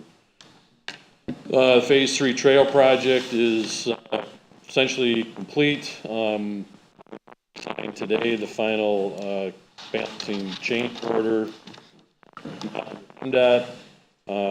Once they approve and say that the paperwork's all in line, that project will be wrapped up. We have submitted to the trust fund a reimbursement request in excess of $200,000. That should be coming any day. We'll have about $13,000, a little bit more than $13,000 to still request from the trust fund. And then the IET Foundation, the other grant that was out there, they changed coordinators on us, so I bounced around for about a month identifying who the new person was that I needed to reach out to. I have that now, and we'll be submitting to close out that grant, and that's going to be approximately $54,000 that we'll be getting to from that grant. Ratliff Park, as we were made aware that we've gotten the MDNR passport grant, and we're working on again, same thing, we got to get a boundary survey and get we're looking to get a proposal from WTA to do the improvements plans for Warrior Pavilion and the restroom facility out there, and we'll be working with the coordinator on that and getting that project off and running here shortly. DPW is still working, I believe, on the fishing pier, the kayak launch. I'm sure the weather has slowed them down a bit, but all intents and purposes, that'll be wrapped up sometime in the spring. Rick, can I one quick question? I hate to put you on the spot for this, but because I know you don't work for Rowe Engineering anymore, but originally this project, Rowe had stated they would donate their services towards this project. And in our packet today, we have a bill from Rowe. And when I seen that bill, I anticipated a question coming up. But I did, so what that bill is for, Rowe, from my perspective, and again, it's still your call, they completed their commitment to the project when they finalized the plans and the bidding documents or the specifications to go out for bids. And that was the intention. So they did complete that at no cost to the township. This cost that you see on that bill is from the DPW. Bill Hamlin needed to have a bill of materials generated off from those plans. Normally that would be the selected contractor that the bid was awarded to. They would pull the material list off from that so that the order could be made. I had to have Rowe do that because I didn't have the capability of going through the plans and pulling that information off. So that cost is to provide that bill of material for the DPW staff, which in my opinion is above and beyond that commitment to complete the final plans and stuff as it was intended to go out to contractors. Okay. So. All right. Thank you. Yep. F&B operations, continuing to coordinate with them on several things. One of the things that we're looking at right now is Eagle requires that the township complete inspections on approximately 500 existing water services, not any of the new ones that we did, but a random selection of the existing to determine whether it's galvanized, lead, copper, whatever. So we're working on putting together a plan to get that accomplished. The deadline for that is October 1st, I believe, of this year. So we'll be working on a plan to get that done, possibly looking at township personnel and the DPW staff with the old Vector truck helping out with that, and then also possibly some personnel from either Rowe or from F&V to help with that. Water loss investigations are going on continuously. Catherine and her staff and the water utility billing are going through an exercise right now with with meters and seasonal meter reading and all of that to see if we've got any discrepancies there that might be accounting for some of the water loss. And we're also looking for quotes from water loss equipment suppliers to look at new equipment used to go out on the individual water service at residential or commercial buildings and investigate possible leaks in those specific areas. So again, continuing with the activities to try to hone in on reducing the amount of water loss. And on that note, we just recently found, I believe, a half-inch hole in a service line to a house. Yes. It was before the meter. According to that, that would account for 1.3 million gallons of water a month. And it's believed that has been leaking possibly for a year or more, maybe two. Mm-hmm. There was also a water main that apparently during some construction at some point was hit and put a crack in it, and it resulted in a leak here just last day or two that was found. Yeah. That's been leaking that was a water main. Right. So we're finding some major water loss sources here as we move along, and quite often it's the winter time when we find them, because when the ground freezes, then it will come to the surface. It will come to the surface, and right. We can find them. In the summertime, it goes down into the sand. So sorry, I didn't want to hear, but no, we did have a couple that we found, and it's a significant amount of water. And with that, it's going to be an ongoing process as far as chasing this down. We just have to have better equipment on hand and better investigation, like even as simple as, sounds as simple, the water utility billing to see where discrepancies are. For instance, on that, we found one with a new service that was just installed this year. The resident was distracted for a couple of months, wasn't paying attention, but he then checked with his neighbors.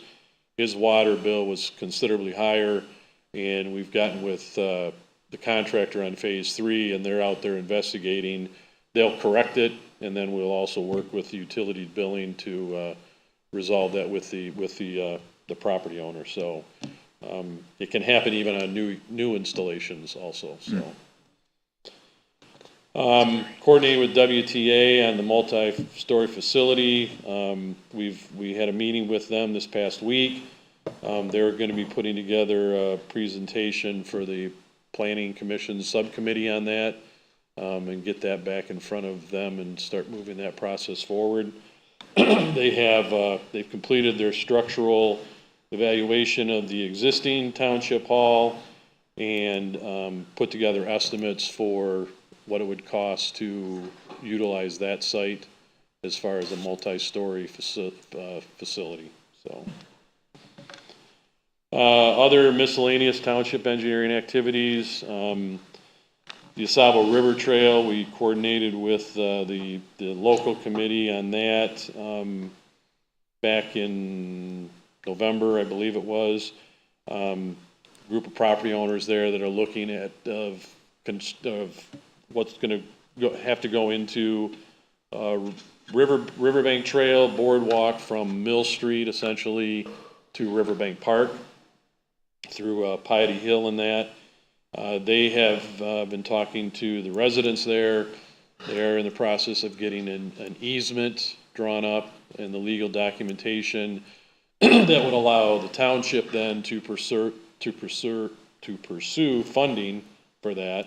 And a majority of those applications, the township has to have control of the property, so that's what we're working on that. And we're also, I've been working with the Bay City Eagle to have them come up and take a look at the river trail location to see if we've got any extreme permitting issues that we would have to deal with. So we're going to get that taken care of here shortly. Other than that, we're looking at 24 opportunities for funding and looking at the priority projects that we've looked at over the last couple of years, even to a point now where maybe parts of the project, like the boardwalk at Oscoda Beach, instead of going for the entire Oscoda Beach improvement program. So we'll be looking at those opportunities. Holiday Inn development, the water main is in, as I reported, I think, at last month's meeting.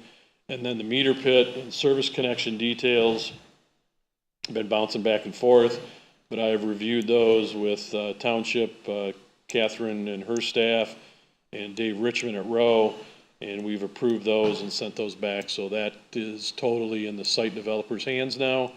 As far as he will need to contact us prior to installation and a schedule so that we can have inspection of those meter pit, or that meter pit, since it's a large structure, and the connection will have to be supervised by township employees or township personnel. And that's my report. Okay, thank you. Next up, my report on the Airport Authority Board. The airport is running along very smoothly. They are running under budget currently. Their budget year starts October 1st through September. Their fiscal year is October 1st through September 30th. And they are running above budget right now. They are putting in a new sign on F41. When they redid Perimeter Road, they made an exit or an entrance off F41 where you can come in and it will direct people directly to the Air Museum and the base directly there. They've also got involved with Western Michigan University for a scholarship program. Western Michigan has an extensive aviation program there at their university, and so the hope is to provide scholarships to them. There will be a emphasis on scholarships for students from northeastern Michigan first, and then from other students from other areas. But we would like to have students from this area receive those scholarships and hopefully get training in aviation at Western Michigan and be able to come back to Oscoda for employment. And that's my report for the airport. Next, the Planning Commission, Mr. Taser. Yeah, we had a meeting on December 18th, regular board Planning Commission meeting.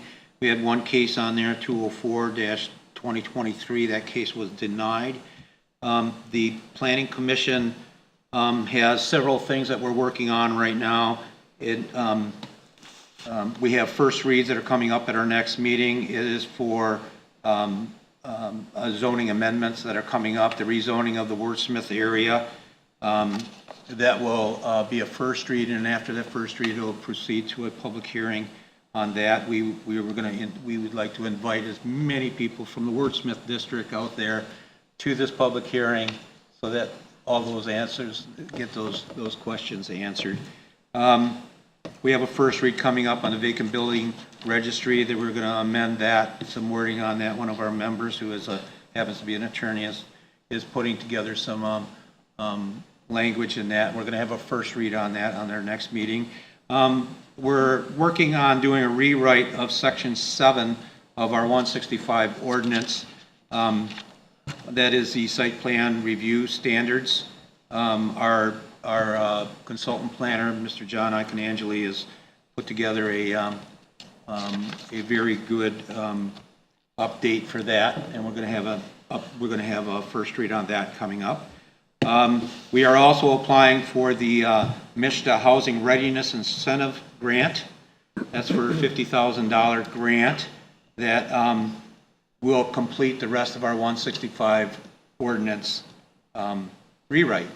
So we've already done our business districts. We're doing the flight district. This $50,000 would help do a complete rewrite on our 165 ordinance, all the residential areas, to bring them up. A lot of these areas hasn't been amended in over 50 years, so it's way past time to have that done.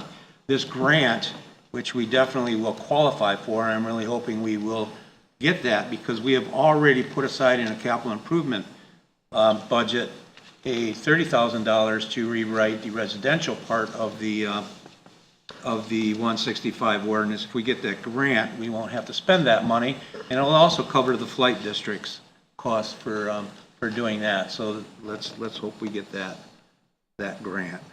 So that's what I've got. Okay, thank you. Next is the ZBA, Mr. Spencer. No update. I haven't had a meeting yet. Thank you. The LDFA, Ms. McGuire. Nope, I have nothing. Nothing. Nothing. EIC, Mr. Sutton. We don't have our next meeting until next week, but we did announce the Place in Maine grant, and after we had done that at the EIC and then brought it to the board, I believe that very next day, the MEDC did put a hold on the Place in Maine grant for now. So there will be more details coming on that, but right now they have put a hold on that. So that's the only change for the EIC. Okay, next is the 911 board, Mr. Spencer. I don't have an update on that either. Ms. Klein, would you, I was Yes, I unable do. to attend the meeting. Yes. Thank you. The tower top amplifier has been installed, and they are finding much better communication with that. So the service is greatly improved all over. The POAM contract with the police was negotiated and successfully approved by the county commissioners. The new doors and camera systems are doing great. Everything's installed and working well. They had a cybersecurity audit that went very well. Three quarters of a part of the audit, they were unable to access either the servers, the Wi-Fi, or the building. As a matter of fact, Mr. Eller stated that the dispatchers really gave the guys a hard time that were trying to get in. So that went well. They found 3 vulnerabilities, but nothing that could do harm, and those have been addressed. So they also have, for new business, they are currently experimenting with an app called What 3 Words, and I downloaded it, and you put in your location and it can identify you with 3 words. And this has been done through the entire United States and throughout several other countries. So they're strange words, but this person has used a unique word for every single person's address. And they're gonna try and utilize this to pinpoint the location of first responders with just these 3 words. Give it a shot, download it, it's kind of fun. So, That's a messed up algorithm. and there's a new schedule for meetings, which I will give to you, Jeremy. I'm sorry. New schedule for meetings for Yeah. next year. So, that's all I have for that. Okay, thank you. Next is the HUSRA board meeting. Ms. Klein. Yes. So, they did annual election of HUSRA board officers, so that was completed. Mr. Martin will be the chair, Mr. Cook will be the vice chair, Ms. Nguyen will be the secretary, and Michelle Westcott will continue to be the treasurer. We had to schedule a work session for HUSRA operating standards revision.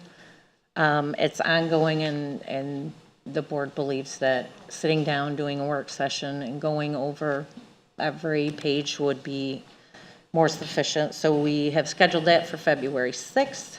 And after that, we're going to try and squeeze in a primary to secondary main designation process. So after the issues that the township had trying to get our primary designated secondary, Mr. Martin actually came up with a process that we're going to talk through. It's basically like a grading scale for opportunity to have other municipalities go from primary to secondary. So that would be about it for that meeting. All right, thank you. The RAB, Mr. Cummings. Yeah, so this is a repeat announcement from the first meeting in December. Our next RAB meeting would normally be the middle of February, but that lands on Valentine's, and the Air Force would like us to celebrate that. So we've moved the RAB to the 21st of February. It'll be at the same time, 6 to 8 p.m., and it will be located at the United Methodist Church here in Oscoda. There will be a virtual component for those who can't attend in person. Okay, thank you. I would just add that there was recently, the Air Force has agreed to look at 4 additional RAs, remedial actions, to put in treating process for 4 additional sites. They were, the Now group here in Oscoda had been pushing for that for quite a long time, and finally got the Air Force through a group that came in, did a study here, and they said, yeah, they need to look at these remedial actions for the DRMO, the landfill 3031, the 3 pipes ditch, and the wastewater treatment sediment beds out there. So they will be looking at some remedial action in those 4 additional areas, along with the alert apron area that they have been planning on putting a pump and treat station. So that's some new activity that will be helping to expedite the cleanup of the PFAS on the base. So there was just a public meeting they had recently, just last week, going over that. Next is the Cedar Lake Improvement Board, Mr. Westerbarth. I'd have to pass that off to Ms. McGuire, as I was on a business trip and she was the designated attendee. Yep, I did not make it to that meeting. We were in the middle of a chart of accounts change, and I was buried in that and lost track of time and didn't make it to the meeting. Happens. Utility Subcommittee, Mr. Westerbarth. We met on January 8th. We discussed 2 items, developing an RFP for our water and sewer services, as the contract with F&B is going to be expiring in the fall. And we've agreed that Ms. Klein, Mr. Freeman, and myself will write a draft for the subcommittee committee to review in our April meeting, and subsequently then take it to the board so we can start that process ahead of time. And one other item about a meter pit installation on the wrong lot number that we tabled to next meeting. That was it. All right, thank you. Next, our Community Resource Officer, Officer Klink, has been waiting patiently back there. He has a report for us.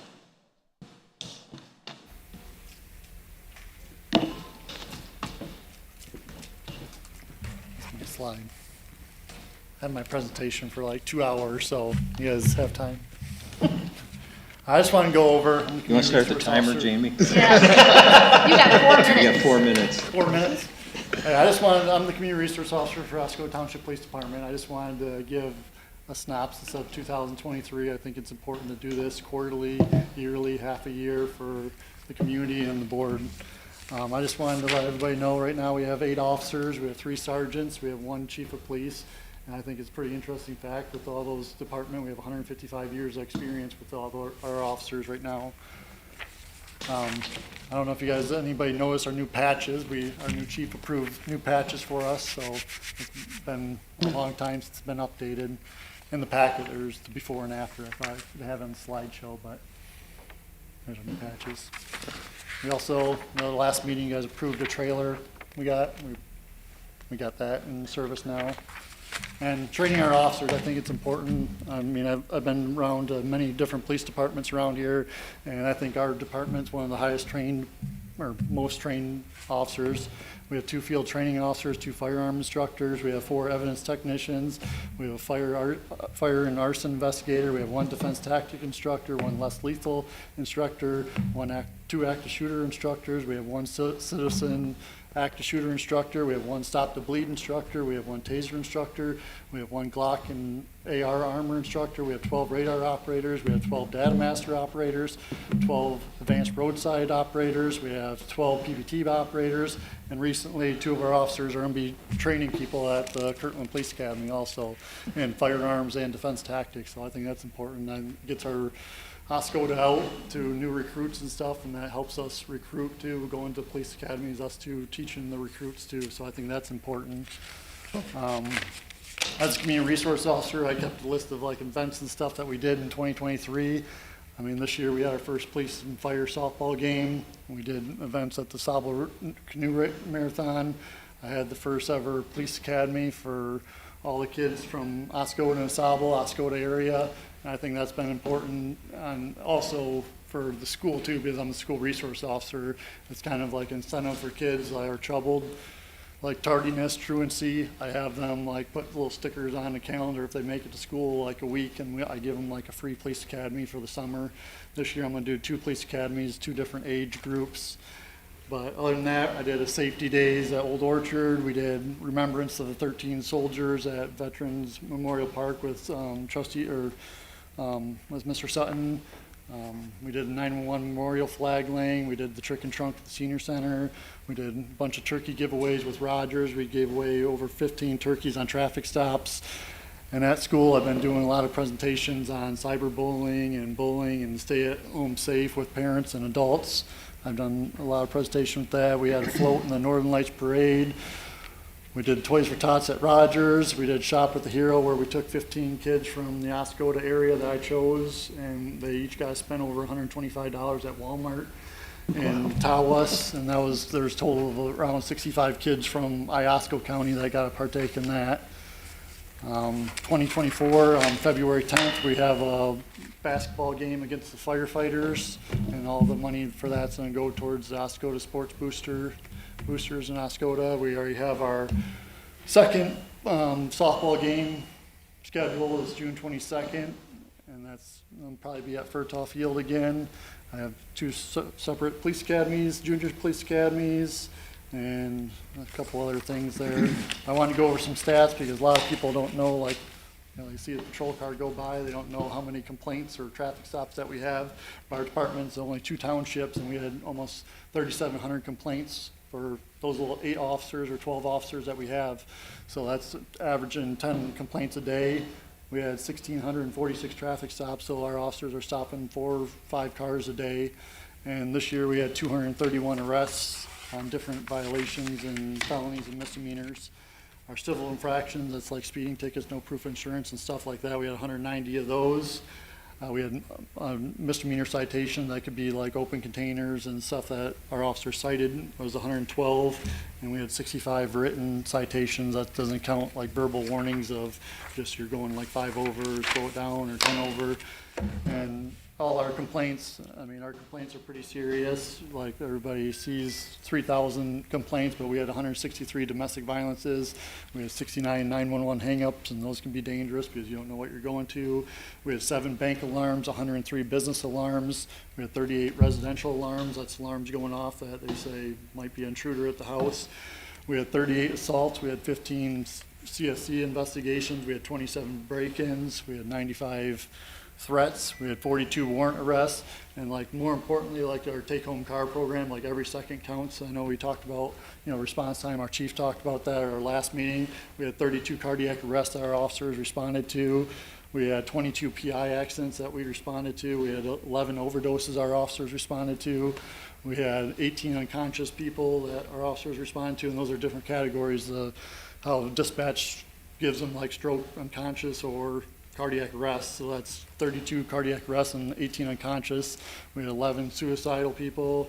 We had 4 gunshot stabs and 34 drunk driving arrests this year. And we had 17 structure fires. And usually on structure fires, we're one of the first ones there before the fire department gets there to try to help get people out. And like I said, every second counts. I know I've been a police officer for almost 12 years.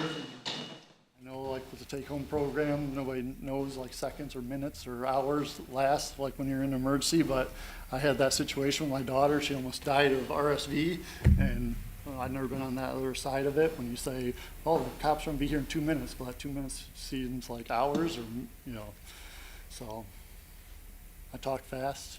Yeah. Great job. Yeah, is there any questions? Anybody want to say anything? Thank you.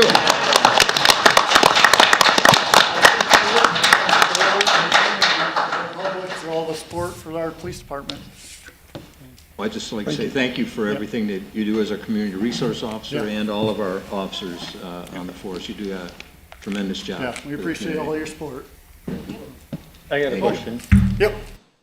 I mean, I know it's prevalent, there's a lot of drugs in the area and that, so overdoses and that. I noticed when I was up at the Secretary of State in Harrisville, they have a box of Narcan that people. Yep, we have one right next to our. Do we have one here? Yep, we have one over on Dwight Street. On Dwight, and then you guys carry that in your car? Yeah, we all carry Narcan, it's all updated, our schools and every AED box has Narcan, so Narcan's very prevalent around here. We have, all of our officers has 2 to 3 on at a time, and we've saved numerous lives with Narcan that goes unseen. So, Thank you. yep, thank you. Thank you. Thank you. One last one is the Osable Riverwalk Advisory Committee. I don't believe anyone showed for that particular update. Oh, there's no one here for that? Okay. Okay, that's our committee reports. Next is the superintendent report on for action items. All right. Your packet contains a price quote from Digicom Global in the amount of $17,758.55 for 5 mobile radios and 1 portable radio. These radios are quoted through the MyDeal process, therefore no RFP process is required. These items were budgeted for in the 2024 capital improvement plan in the amount of $18,500. I would ask that the board consider approving the purchase of the 5 mobile radios and 1 portable radio from Digicom Global in the amount of $17,758.55 to be paid from Fund 206-000-981.000, which may be different now. So I wouldn't recommend making the motion on that particular fund number. I didn't realize they were going to change so Our chart of accounts drastically. changed. Yeah. All the numbers are different. All the Yes, numbers. some of the numbers are completely different. Why would they do that to you? State requires. State requirement. State Treasury Department Chart of Accounts requirement. I don't believe. It's like Because scrambled before I eggs. had 2 people who had them memorized and I was learning them, and just as we're all getting good, Now we're all on the same yes, page. day 1, here's your new chart of Okay. accounts. The page, right, the look For a up little while, progressions page. for a little while. At one point last week, all of our money was gone. No, it won't. Don't say that. Wow. Sort of. Yeah, after this purchase of these radios, how many of the old radios will be left in use for the fire department? I think 13. 13 more of the old radios that don't communicate with the new tower are It's- still in use. I know they were given some, I don't know the exact number, but think it I was thought only our like 3 or 4 total of them. was higher than that. Maybe it was, but we're still we still have a bunch of them that are legacy. So, and they can use them to communicate with each other, but they won't communicate with the tower. So, yeah, I don't know. It's one of the things that's been coming up in the 911 board meeting. I just figured I'd ask about it. Well, I will reach out to Al McGregor and let you know what that exact number is tomorrow. In the meantime, I would make a motion to approve purchase of the radios through the MIDeal process from Digicom Global in the amount of $17,758.55. Support, Cummings. We have a motion by Mr. Spencer, support by Mr. Cummings. Roll call, please. Ms. McGuire? Yes. Mr. Wurstabarth? Yes. Mr. Taser? Yes. Mr. Sutton, yes. Mr. Spencer? Yes. Mr. Cummings? Yes. Mr. Palmer? Yes, motion passed. All right, your packet contains the 18th and final pay request in the pump station replacement project in the amount of $60,295.40, leaving a zero balance remaining for this project. I would ask that the board consider approving the 18th and final pay request from RCL Construction in the amount of $60,295.40 to be paid from the CWSRF checking after reimbursement is requested and deposited into the township's account. Any questions? Will we be able to close the CWSRF after that? Yes. Yes, I have. Just so we can Just start a in new time- one. Yeah, just in I time was to gonna open say, the our door. new Yeah. one. Yeah, so we can start a new one. I would make a motion to approve the 18th and final pay request for the pump station replacement project in the amount of $60,295.40 to be paid from the CWSRF checking account after reimbursement has been deposited. Support. Sutton? We have a motion by Mr. Spencer, support by Mr. Sutton. Roll call, please. Mr. Taser? Yes. Mr. Sutton, yes. Mr. Wurstabarth? Yes. Ms. McGuire? Yes. Mr. Spencer? Yes. Mr. Cummings? Yes. Mr. Palmer? Yes, motion passed. Next, we have row invoices. More row invoices. More row invoices. Well, this is pretty straightforward, isn't it? Yes, it is. All right. This is your cue. Yes. Make a motion to approve invoice number $111,655 for $21,154.36 to be paid from the Oscoda CWSRF fund. That's 2024 fund, correct? 2024 fund, yes. First CWSRF, okay. Yes. Just to clarify. Not the, Can we open the new checking accounts then? Yes. Okay. Support. Cummings. I did not get that. We have a motion by Mr. Spencer, support by Mr. Cummings. Roll call, please. Mr. Cummings? Yes. Mr. Taser? Yes. Mr. Sutton, yes. Mr. Wurstabarth? Yes. Ms. McGuire? Yes. Mr. Spencer? yes. Mr. Palmer? Yes, motion passed.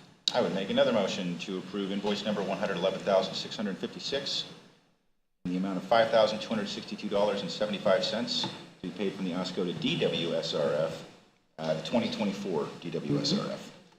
Support. Cummings.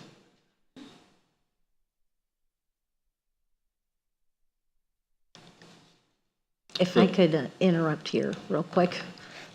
These need to be paid first because remember we were waiting. We have to wait until June for this money. That's why there's fund numbers attached to these. So we have to pay these first with these fund numbers that I provided. And are these the correct fund numbers? Yes, they are. Okay. That's why they look funny. You need me to? Amend with the fund number to be paid. I will Please. amend my current motion to include fund number 591-527-821.000. Still support. All right. Okay. We have a motion by Mr. Spencer, support by Mr. Cummings. Roll call, please. Mr. Spencer? Yes. Mr. Cummings? Yes. Mr. Taser? Yes. Mr. Sutton, yes. Mr. Wurstabarth? Yes. Ms. McGuire? Yes. Mr. Palmer? Yes, motion passed. I would make an additional motion that invoice number 111655, which has been approved for payment, be approved for payment from account number 590-527-821.000. Support. Cummings. So that's an amendment to That your is- original motion. Mr. Spencer, support by Mr. Cummings. Roll call, please. Mr. Spencer? Yes. Mr. Cummings? Yes. Mr. Taser? Yes. Mr. Sutton, yes. Mr. Wurstabarth? Yes. Ms. McGuire? Yes. Mr. Palmer? Yes. Motion passed. I would make a motion to approve invoice number $111,659. Invoice number $111,659 in the amount of $632.50 to be paid from account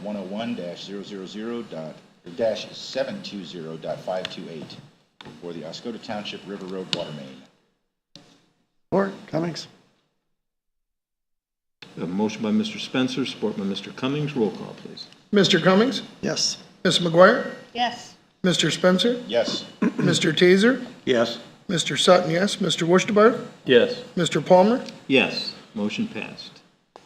I would move to approve invoice number 111,661, wastewater pump station improvements in the amount of $655 even, to be paid from the CWSRF after reimbursement is available. And I believe this would be the 2023 account, yes? Yes. 2023 account? Yes. Yes. Support Cummings. A motion by Mr. Spencer, support by Mr. Cummings. Roll call, please. Mr. Spencer? Yes. Mr. Cummings? Yes. Ms. McGuire? Yes. Mr. Wurschtebarth? Yes. Mr. Taser? Yes. Mr. Sutton, yes. Mr. Palmer? Yes, motion passed. Oof. We talked about this one. This is the one that this was above and beyond for pulling the materials list. Yes. Think they'd split it with us? I can tell them to do whatever you would like. You can tell them? Oh, well. They can pay for it. I don't know, what do you think we should try and, quick discussion, I mean, they said, we're gonna do all this, and then we said, hey, awesome, we got it approved, we just need a material list, and they said, we got you. That's what it feels like to me, but what do you guys think? You think we should just pay it or what? I think Mr. Freeman's explanation is, they have provided a lot of engineering service did. to this project. I will say that DPW has the anchors in the ground out there. So they're ready to start building as soon as the weather cooperates. That's so cool. They do have the bases in. Yeah. And the cement form is poured, leading up to where the dock will go out. And they'll build it on the pylons that are that they've put in the ground. It's gonna be nice. Did they have issues with that? No, it went very well. Oh, okay. I thought they had to replace something or do something different. Well, it works over at Foot Pond, and that same structure, where it moves up and down on pylons. Yeah. Oh, it's I don't know. Yeah, Yeah, we worked with the dam operator to Yep. let the water out farther than what it normally would be. Yeah. Help to make that happen. All right, well, I would make a motion to approve invoice number 111,662 as-needed services for the kayak launch at Ratliff Park for the materials list extraction from the donated plans from Rowe in the amount of $1,240 to be paid from account 101-000-720.439. support Cummings. We have a motion by Mr. Spencer, support by Mr. Cummings. Roll call, please. Mr. Wurschtebarth?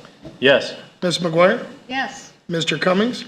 Yes. Mr. Sutton, yes. Mr. Spencer? Yes. Mr. Taser? Yes. Mr. Palmer? Yes, motion passed.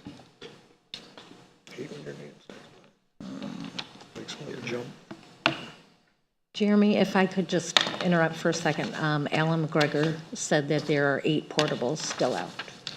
So there's only eight legacy radios that need to be Yes. over the time. Oh, well, that's not so bad. Yes. Okay, good. Thank you. You're welcome.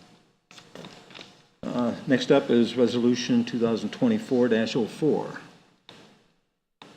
dealing with superintendent duties. Questions? Comments? I'm sorry, what page is this on? This package is so big. 276. Yeah, thank you.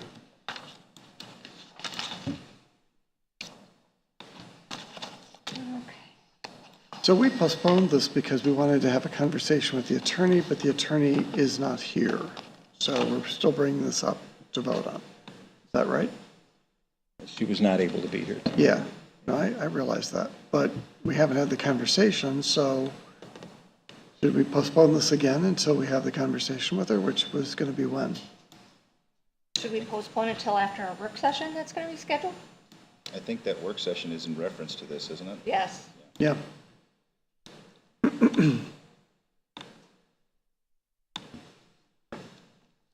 I'll make a motion that we postpone this till after our work session with the attorney. All right, support. Cummings.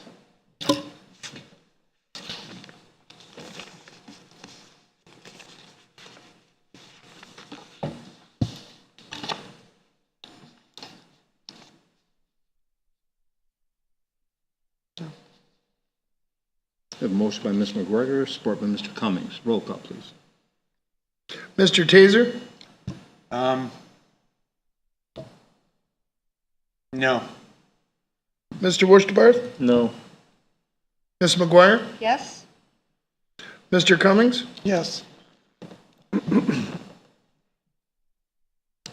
Mr. Sutton, yes. Mr. Spencer? Yes. Mr. Palmer? Yes. Motion passed. Next is the,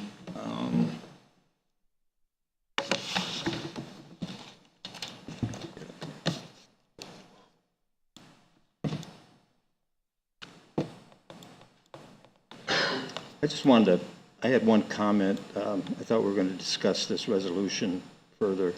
I did have one comment I wanted to make. It's been talked about that, all township employees should be appointed by the board. And I wanted to point out that two of our most important departments in our township, the treasurer's office and the clerk's office. The treasurer's office handles all the money that comes through Oscoda Township. The clerk's office has all of our information, all of the election records, everything. It's voluminous, the duties that the clerk's office has. Statute requires that the clerk and the treasurer hire their deputies. The township board has no say over that. In my opinion, that would be similar for the superintendent. There just aren't that many other departments that we have employees in, and they work under the guidance of the superintendent. There was a reason that the statute specifies that these two important offices hire their own deputies. That's so that the board can't designate them to do some other duties. In other words, if the deputies were hired by this board, then it would follow that at some point, if we needed a deputy to work in some other area, say somebody's on vacation for a week, and we say, well, we need the deputy clerk to go and work in there for a week. That prohibits that. The clerk says where his deputy is going to work. Same with the treasurer. So my feeling is that this resolution giving our superintendent the authority to hire employees shows that that's who they work for. So there's an understanding there. But since it was requested that we have a work session to discuss this with the attorney, I think it probably makes sense to postpone it and have that discussion. I believe she sent out an email stating that this is proper to do this by resolution. And so I just wanted to make that clear that that's where we're at with this resolution. There are precedents for this kind of thing. And so that's all I have to say. The only thing I'm going to add to that, though, Bill, is that even though we hire our own deputy, the board still establishes their pay. And I don't think that's required. I think it is. Otherwise, why would we do? Because it says that if it's a. So I could set her pay, and you guys would have to be okay with that. As long as it's within the budget, yes. I believe that's correct. Okay, well, I'll remember that next year when I do my budget. Also, the only other thing is my assistant in the treasurer's office, and we're talking about a seasonal part-time position, is like next to nothing, has always been hired by this board. Absolutely. I've actually had clearance come to work, start working. It had not come to the board before, and I had to send him home. I was told to send him home because he's not getting paid until it comes to the board meeting and it's approved by this board. Does that position have the title of deputy? No. Okay. Nope, seasonal employee. Seasonal part-time employee in the treasurer's office has always historically been hired by the board.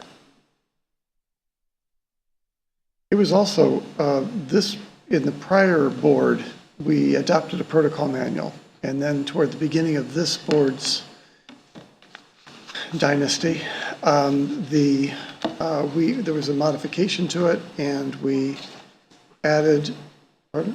I didn't say Oh, anything. or did you say something? No. That we, toward the end of the first few months in, we had a modification to it, and this board approved the modification to that same protocol manual. Neither the modification or the original, it was always the same in section 702. And it's that last sentence that we don't quote very well sometimes, but it's the one where it is the hiring by the superintendent that has to be approved by this board. And that's what establishes what has been a, maybe some 35-year-odd precedent for how we have operated and how we have hired for other superintendents and other boards. So I really don't understand why this is coming up. We don't have a problem that we've been discussing as a board as to what we're trying to solve here. And so, again, I don't understand the purpose, the context, and I don't understand why we're spending time, resources, and energy battling this out. It makes no sense to me.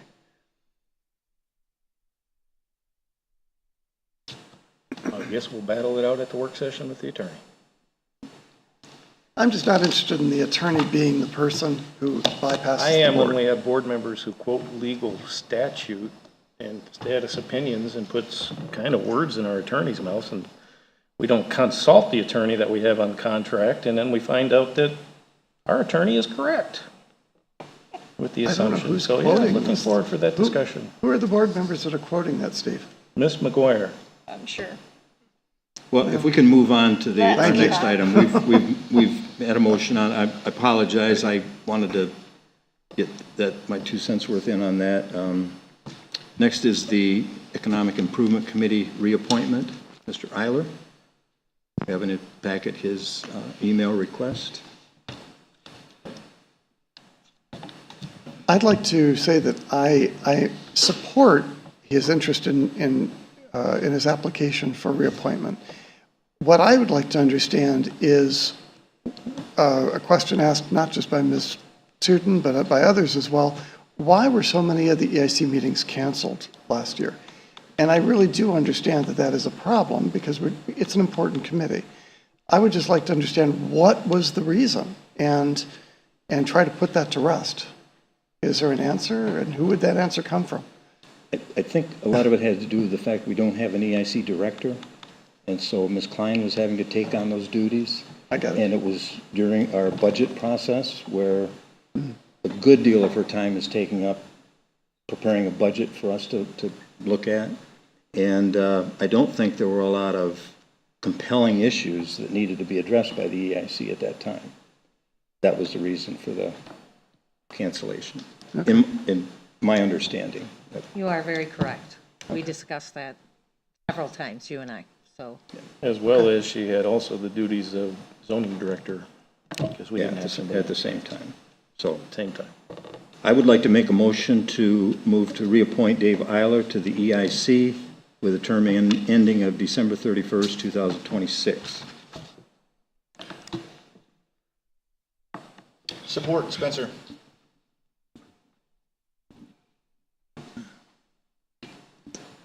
Motion by Mr. Palmer, support by Mr. Spencer. Roll call, please. Mr. Spencer? Yes. Mr. Taser? Yes. Mr. Worcesterbart? Yes. Ms. McGuire? Yes. Mr. Cummings? Yes. Mr. Sutton, yes. Mr. Palmer? Yes, motion passed. I just have one question. Ms. Tootin made a comment in her public statement that Mr. Eiler's term was up last fall, a year ago last fall. But No. it was up this last was up December, this so it wasn't December. 14 months, it's like 2 weeks. Yes, that's correct. Next is the Planning Commission appointment. You see in your packet, we had 3 applications. I have spoken with all 3 candidates. I talked on the phone with all 3 of them. They seem very excited about volunteering to serve the township. I wanted to make clear to them that there's only one position open on the Planning Commission, and we have 3 applicants, and they understood that. They also said that they would be interested in serving on other committees. So once we make our determination on a candidate here, I will be getting back with the candidates to see which other boards, because we have a number of boards that we have openings on. In fact, multiple openings on several. So I would like to make a motion to appoint Ted Anderson to the PC with a term ending December 31st, 2026. Support, Sutton? I'd like to continue the conversation we started during the agenda review, though. It was the point made by Ms. McGuire. I think it doesn't really make sense to me, and apparently not to some of the people that have been in the audience tonight, what we're doing then with this ethics hearing with Mr. Linderman, and it, I guess my question is where is that going? I mean, have we heard from his attorney? What are we doing? Can you just kind of finish the rest of the thoughts that I don't think we finished early on because we were trying to get through the consent agenda? So what do we know? What is your question?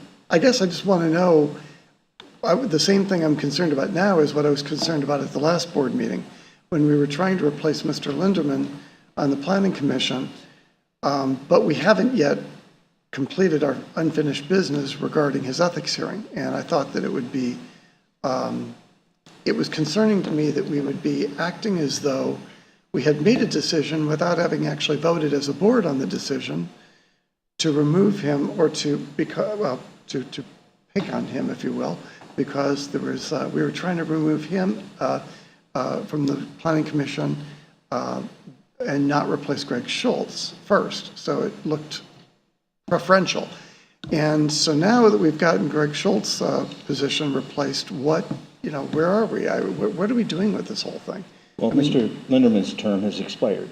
Understood. And so I am making an appointment to fill that position. Okay, so we're just looking at it as an appointment to fill an expired position. Yes. But he applied for the position again? He did. Did he? Mm-hmm. So, And it's up to me to bring an appointment to the board for approval. okay, but And I'm making the appointment of Mr. Ted Anderson to the PC with a term in 2026. I don't think we should be making a decision on this until we decide what we're doing with that postponement. The motion's been made. But we're still discussing it regardless of the motion. I think when you have the work session with the attorney, this can be discussed and perhaps. Then it'll be too late if we vote. Yeah. This has nothing to do with that.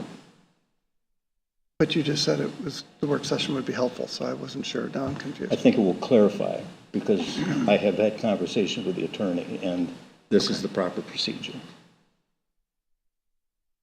So, motion by Mr. Palmer, support by Mr. Sutton. Roll call, I please. just want to point out, though, when you have the conversation, that doesn't inform us as a board. That's the only concern I'm having here. It informs me of what my action as a supervisor is to be, and it's my role to make appointments to this board for positions. And I don't deny that. And that's what I'm doing. And I don't deny that, but I don't understand the conversation. I guess that's what obviously this Jeff Linderman situation is an extenuating circumstance. That's my concern. Go ahead. Roll call, please. Ms. McGuire? Nope. Mr. Wurstabarth? Yes. Mr. Taser? Yes. Mr. Sutton, yes. Mr. Spencer? Yes. Mr. Cummings? No. Mr. Palmer? Yes, motion passed. And I will be getting in touch with the other candidates to see what their interest is on some of the other boards that we desperately need seats filled. Next is the insurance par plan. Mr. Sutton, you wanted to? Right down. I had sent this out to the boards, fairly large document that I sent out, but this is our Michigan Township PAR plan. That's our whole insurance plan that goes through the Michigan PAR plan, and the total is $106,422.40. And asking for approval from the board on that payment to renew our insurance for the upcoming year. That's vehicles, everything. That's the PAR plan. Can you tell me what page it's on? No, I emailed it to everybody, that it was added at the beginning of the meeting. Right. But I had sent it out, I believe, last Thursday or Friday to the board. Do you have a copy here, anybody? I don't see it, actually. I have FOIA updates, I have minute updates, I have What date did you send that? I reviewed it. I got Minute the It was, I email. think, Thursday afternoon, because I had forgot when we put the board packet together, and I didn't want to have it torn apart, so I just agreed to add it at tonight's meeting. I just have minute updates from you. That's fine. So, okay.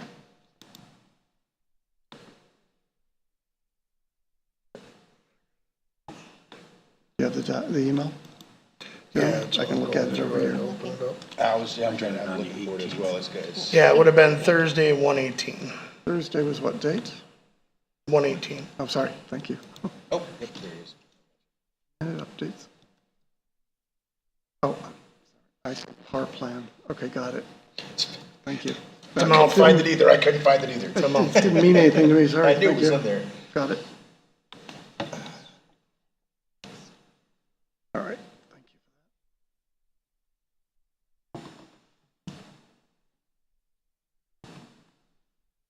Okay. And so now what is the action you're asking from us? To approve payment. Oh, got it. Too much stuff on this. Yeah, to approve the payment in the amount of $106,422.40. That covers all the insurance. for That's the whole all of our shebang. buildings, vehicles, Right. everything. It's one, that's why I send the document to you guys, because if you do have questions, it's 20 pages of the vehicle list, your personnel, the property, everything. So, Exactly what's covered and what's not. yes. What was that amount again? $106,422.40. And I would like to point out, as I do annually, because we do this and we do it with the Michigan Power Plan, our police and fire have open access to different grants that they utilize. Some of you've seen where they've gotten $5,000 to $25,000 towards radios, computers, and cars. Those small ones we bring to the board, we get that back. And that's my goal every year is, can ask the chiefs, I send those, can we apply? Can we apply? Because I look at it as money we're getting back out of that insurance premium we put out every year. And we've been pretty close to 50% or more every year on taking advantage of the power plan grant. Really? Got it. Josh, what was the increase from last year to this year, do you know? The two claims we had the one truck that the tree fell on, That's it, that's the and the difference. other one, there was another vehicle. There was another vehicle claim in there for the year that's what got us on that. Excuse me. Did you say a tree fell on one of our trucks? Yes, out at Old Orchard. Oh, all right. Yeah, we had wind and it came down on the truck out there, so it was totaled, so. Just as with your own personal insurance, submit a claim, get an increase. Actually, I think if you consider everything that's covered under this insurance plan, that's a fairly small. reasonable amount Yep. of insurance for several $1 million worth of I would property agree. that's being insured. I would agree. I'll make a motion that we approve the power plan municipal underwriters bill for $106,422.40. Does that need to come out of a specific area or? No. It gets split between all the Yeah, it's departments. a multi. All right, support, guys. Cool. We have a motion by Mr. McGuire, support by Mr. Cummings. Roll call, please. Mr. Taser? Yes. Mr. Sutton, yes. Mr. Wurschbarth? Yes. Ms. McGuire? Yes? Mr. Spencer? Yes. Mr. Cummings? Yes, Mr. Palmer? Yes, motion passed. So we will have insurance for this coming year. We are insured. Next item is the work session with attorney, Mr. Wisterbarth. Stemming from board comments on the March. and what month are we looking at? January 8th minutes. Ask the attorney to be at the next meeting to clarify actions and answer questions on resolution 2024-4. I did believe Ms. Klein has had contact with the attorney and has some dates to suggest a work session or possibly in front of the board. No? I couldn't hear him, and I'm having trouble hearing you. Okay. The I have are February 8th, February 9th, the 12th and the 19th during the day only. 22nd, 23rd, and the 29th. Can't be the 29th, last day to pay taxes. And the further we could be away from the end of the month, because the election is on the 27th. You guys need to talk to each other, I'm open. Fair enough. I'm good on the Thursdays and Fridays, the 8th, 9th, and was it 22nd, 23rd, was it? Yes. Okay, well, the 8th and 9th is probably better for you, Josh. Yeah. I'd say the sooner the better. And, yeah, fine She does enough. have an opening this Friday, but I figured that. Too quick. What times during the day, or is it any time during the 8th? Anytime, Oh, got it. just Friday. Fine. Perfect. Thank you. Afternoon would be great, either of those 2 days. Or Yep. even like 11 o'clock in the morning, for that Does matter. that this Friday work for you too, or no? I can do Friday. This Friday? Give me a second. That threw a monkey wrench. Give me a sec. You can't do Friday? 26th. Can't do Friday the 26th? I think we should all be there. That's why you should be there. So, I will not be able to be there at any of these dates. I'm going to be gone. any of those dates? For the whole month of February? Well, the 29th, but Oh, you said yeah. that wouldn't work. No, so- it's the last day to collect taxes, Yeah. and I have to be in my office by law. Going to March, I mean, but No. I won't have any dates. Yeah, we have a board meeting that week with your final date for taxes. What would you want to do then, Bill? I I don't want it mean, in March, 'cause you I'll be probably gone already from briefed, county. is what I'm gathering. Is that the deal? Friday. You said the 22nd? I would be available on the 22nd. Okay. If that were, I mean, I know other people have requirements. I don't Again, want it to be 11 just on o'clock in the me. morning and through the afternoon would be fine. I can make that work. So you got that whole bunch of time. You make it right after lunch at 1 o'clock, whatever. Whenever. I can be there The whenever. 22nd? Yep, I'll make it. So it's the 22nd? I'm not sure, I have to check because we have early voting on the 27th, so the 25th is the last day our early voting, I believe, starts on the 17th. Yeah. So I'm not sure what day, because I have to be at early voting or my deputy, because one of us has to be in the office as well, under statute, so. Me and Jamie share that fun, and then we both have it coming at the end of the month. So that would be the 22nd, would be in that 9 days. That's right in the early voting, yeah.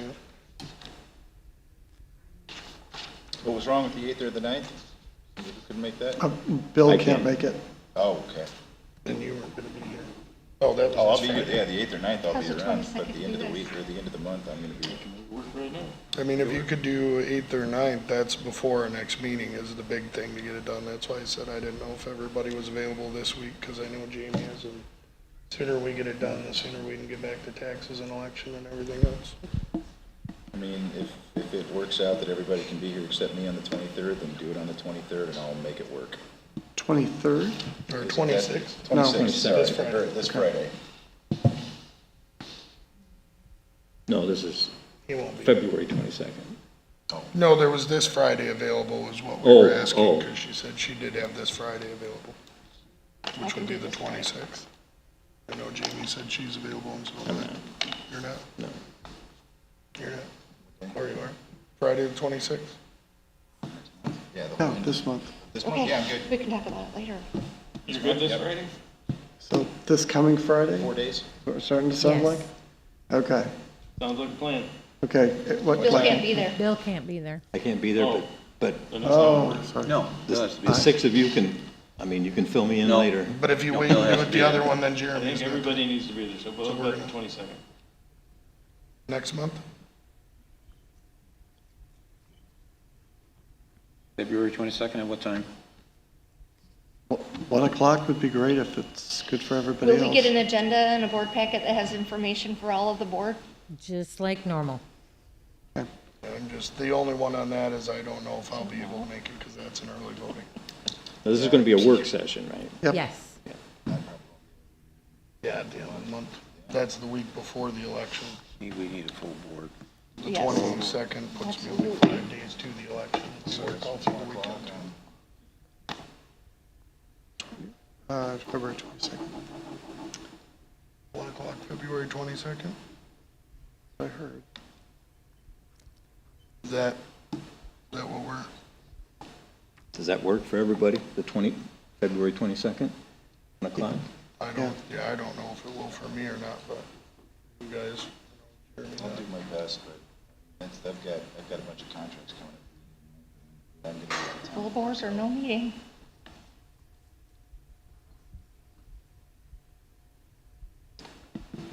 Can we put this off into March? Would that make it easier for everybody? There's no dates. That's up to you guys. I just don't have not any gonna- dates. it's I not have no dates. Not till the end of March, because I'll Yeah, be it just balancing gets with the busier. county. Yeah, there's no way. And we'll have Gotta audit squeeze the going audit on. in, yeah, between elections. We're in the busy time. Yep. So the 22nd at 1, so we're scheduling it? We're trying to find a date for everybody. Oh, well. The closer you get to the end of the month is a negative for you, a negative for me, negative for me. We'll shoot for the 22nd. How about that? Do we want to try to shoot for Well- February 22nd? Let me say this as a point, it sounds like there's a pattern of the Thursday and Friday of her availability. So if that goes into March, just do that. I would be available at 1 o'clock on any of those Thursday or Fridays. I will check in with her tomorrow and then email out more dates for March. Fair enough. That's great. We can do that too. All right. You don't want to tentatively set it for February 22nd at 1? That's, I make a motion to set the meeting work session for February 22nd at 1 with alternate dates for March, Thursdays and Fridays. But this would require full board attendance. Yeah. I'll support that.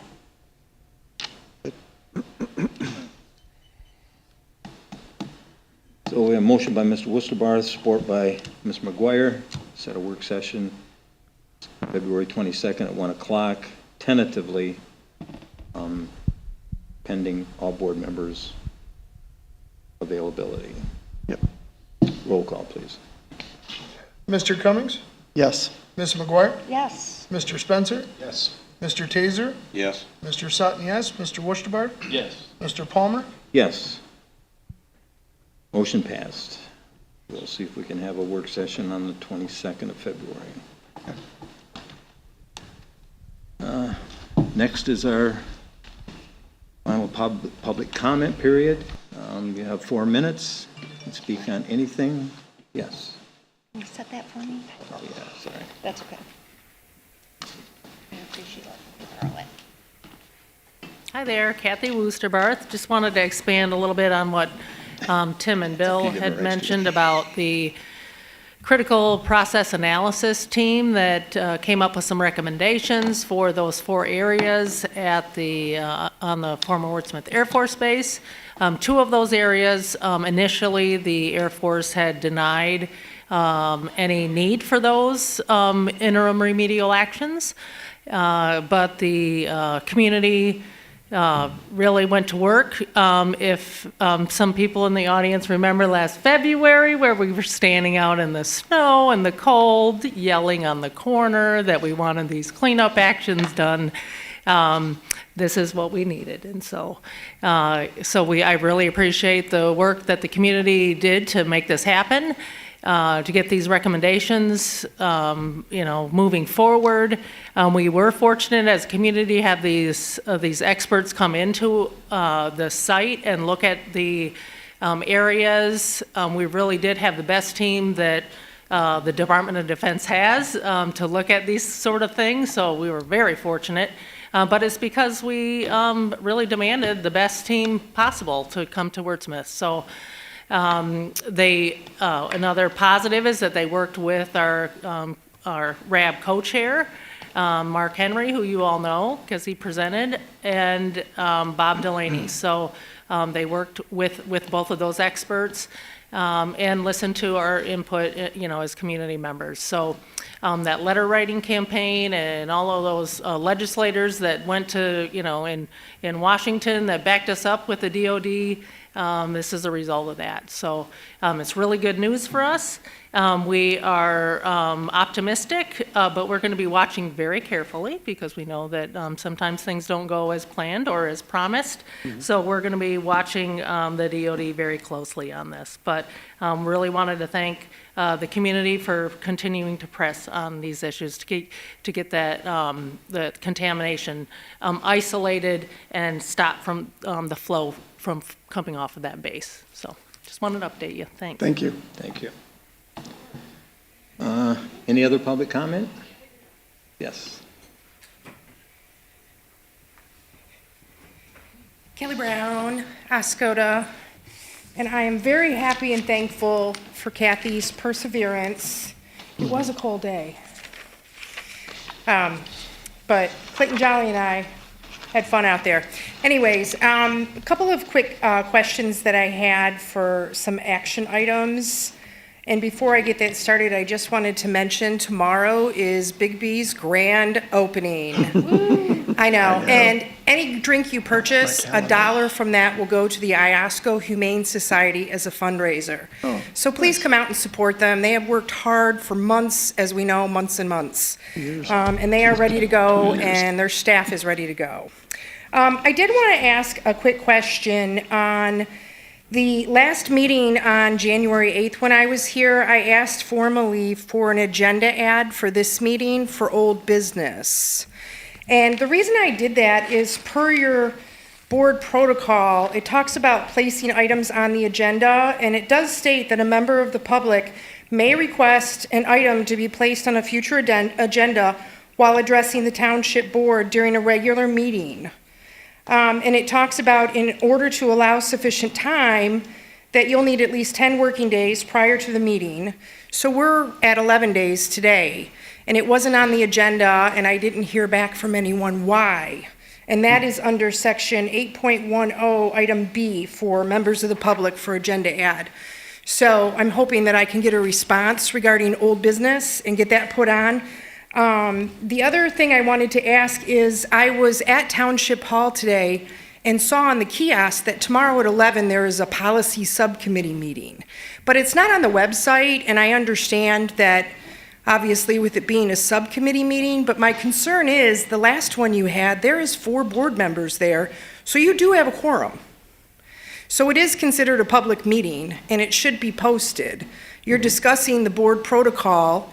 You're making recommended changes that do come for the board full approval, but according to the OMA, whether it's a subcommittee or an advisory or something like that, if you have a quorum, it is considered a public board meeting. So I'm not quite sure that that is, number one, being done correctly.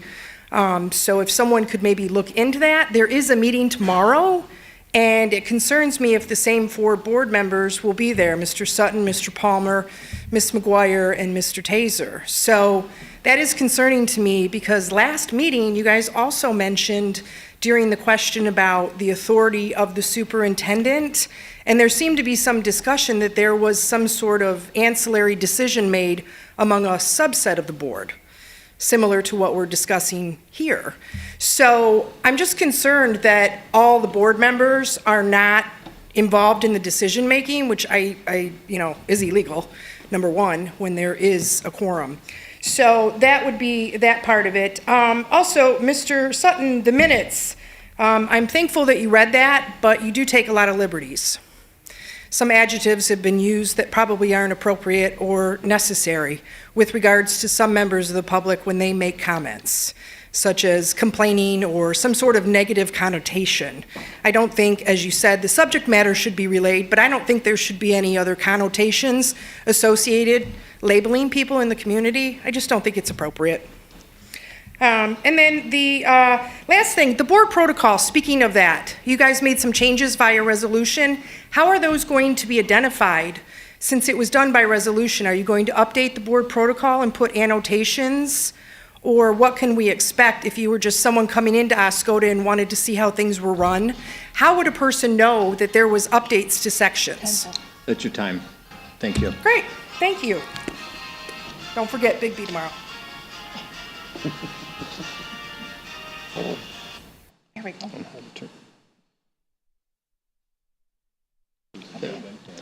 Okay. Other comment? Yes, sir.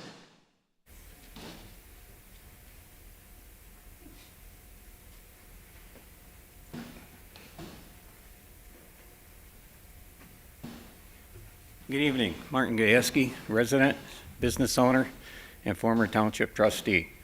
I'd like to commend you good people for sitting up there.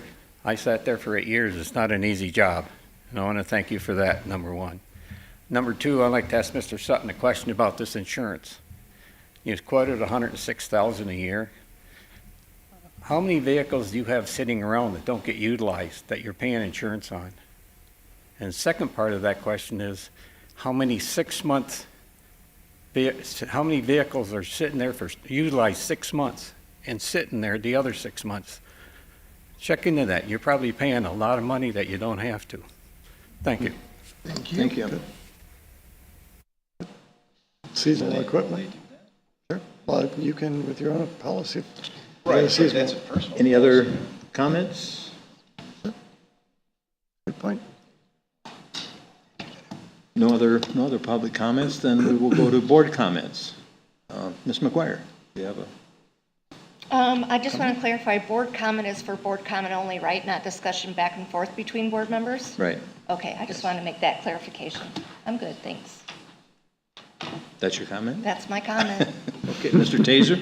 Nothing. Mr. Wisterbar? Nothing tonight. Mr. Cummings? Have a good night. Mr. Spencer?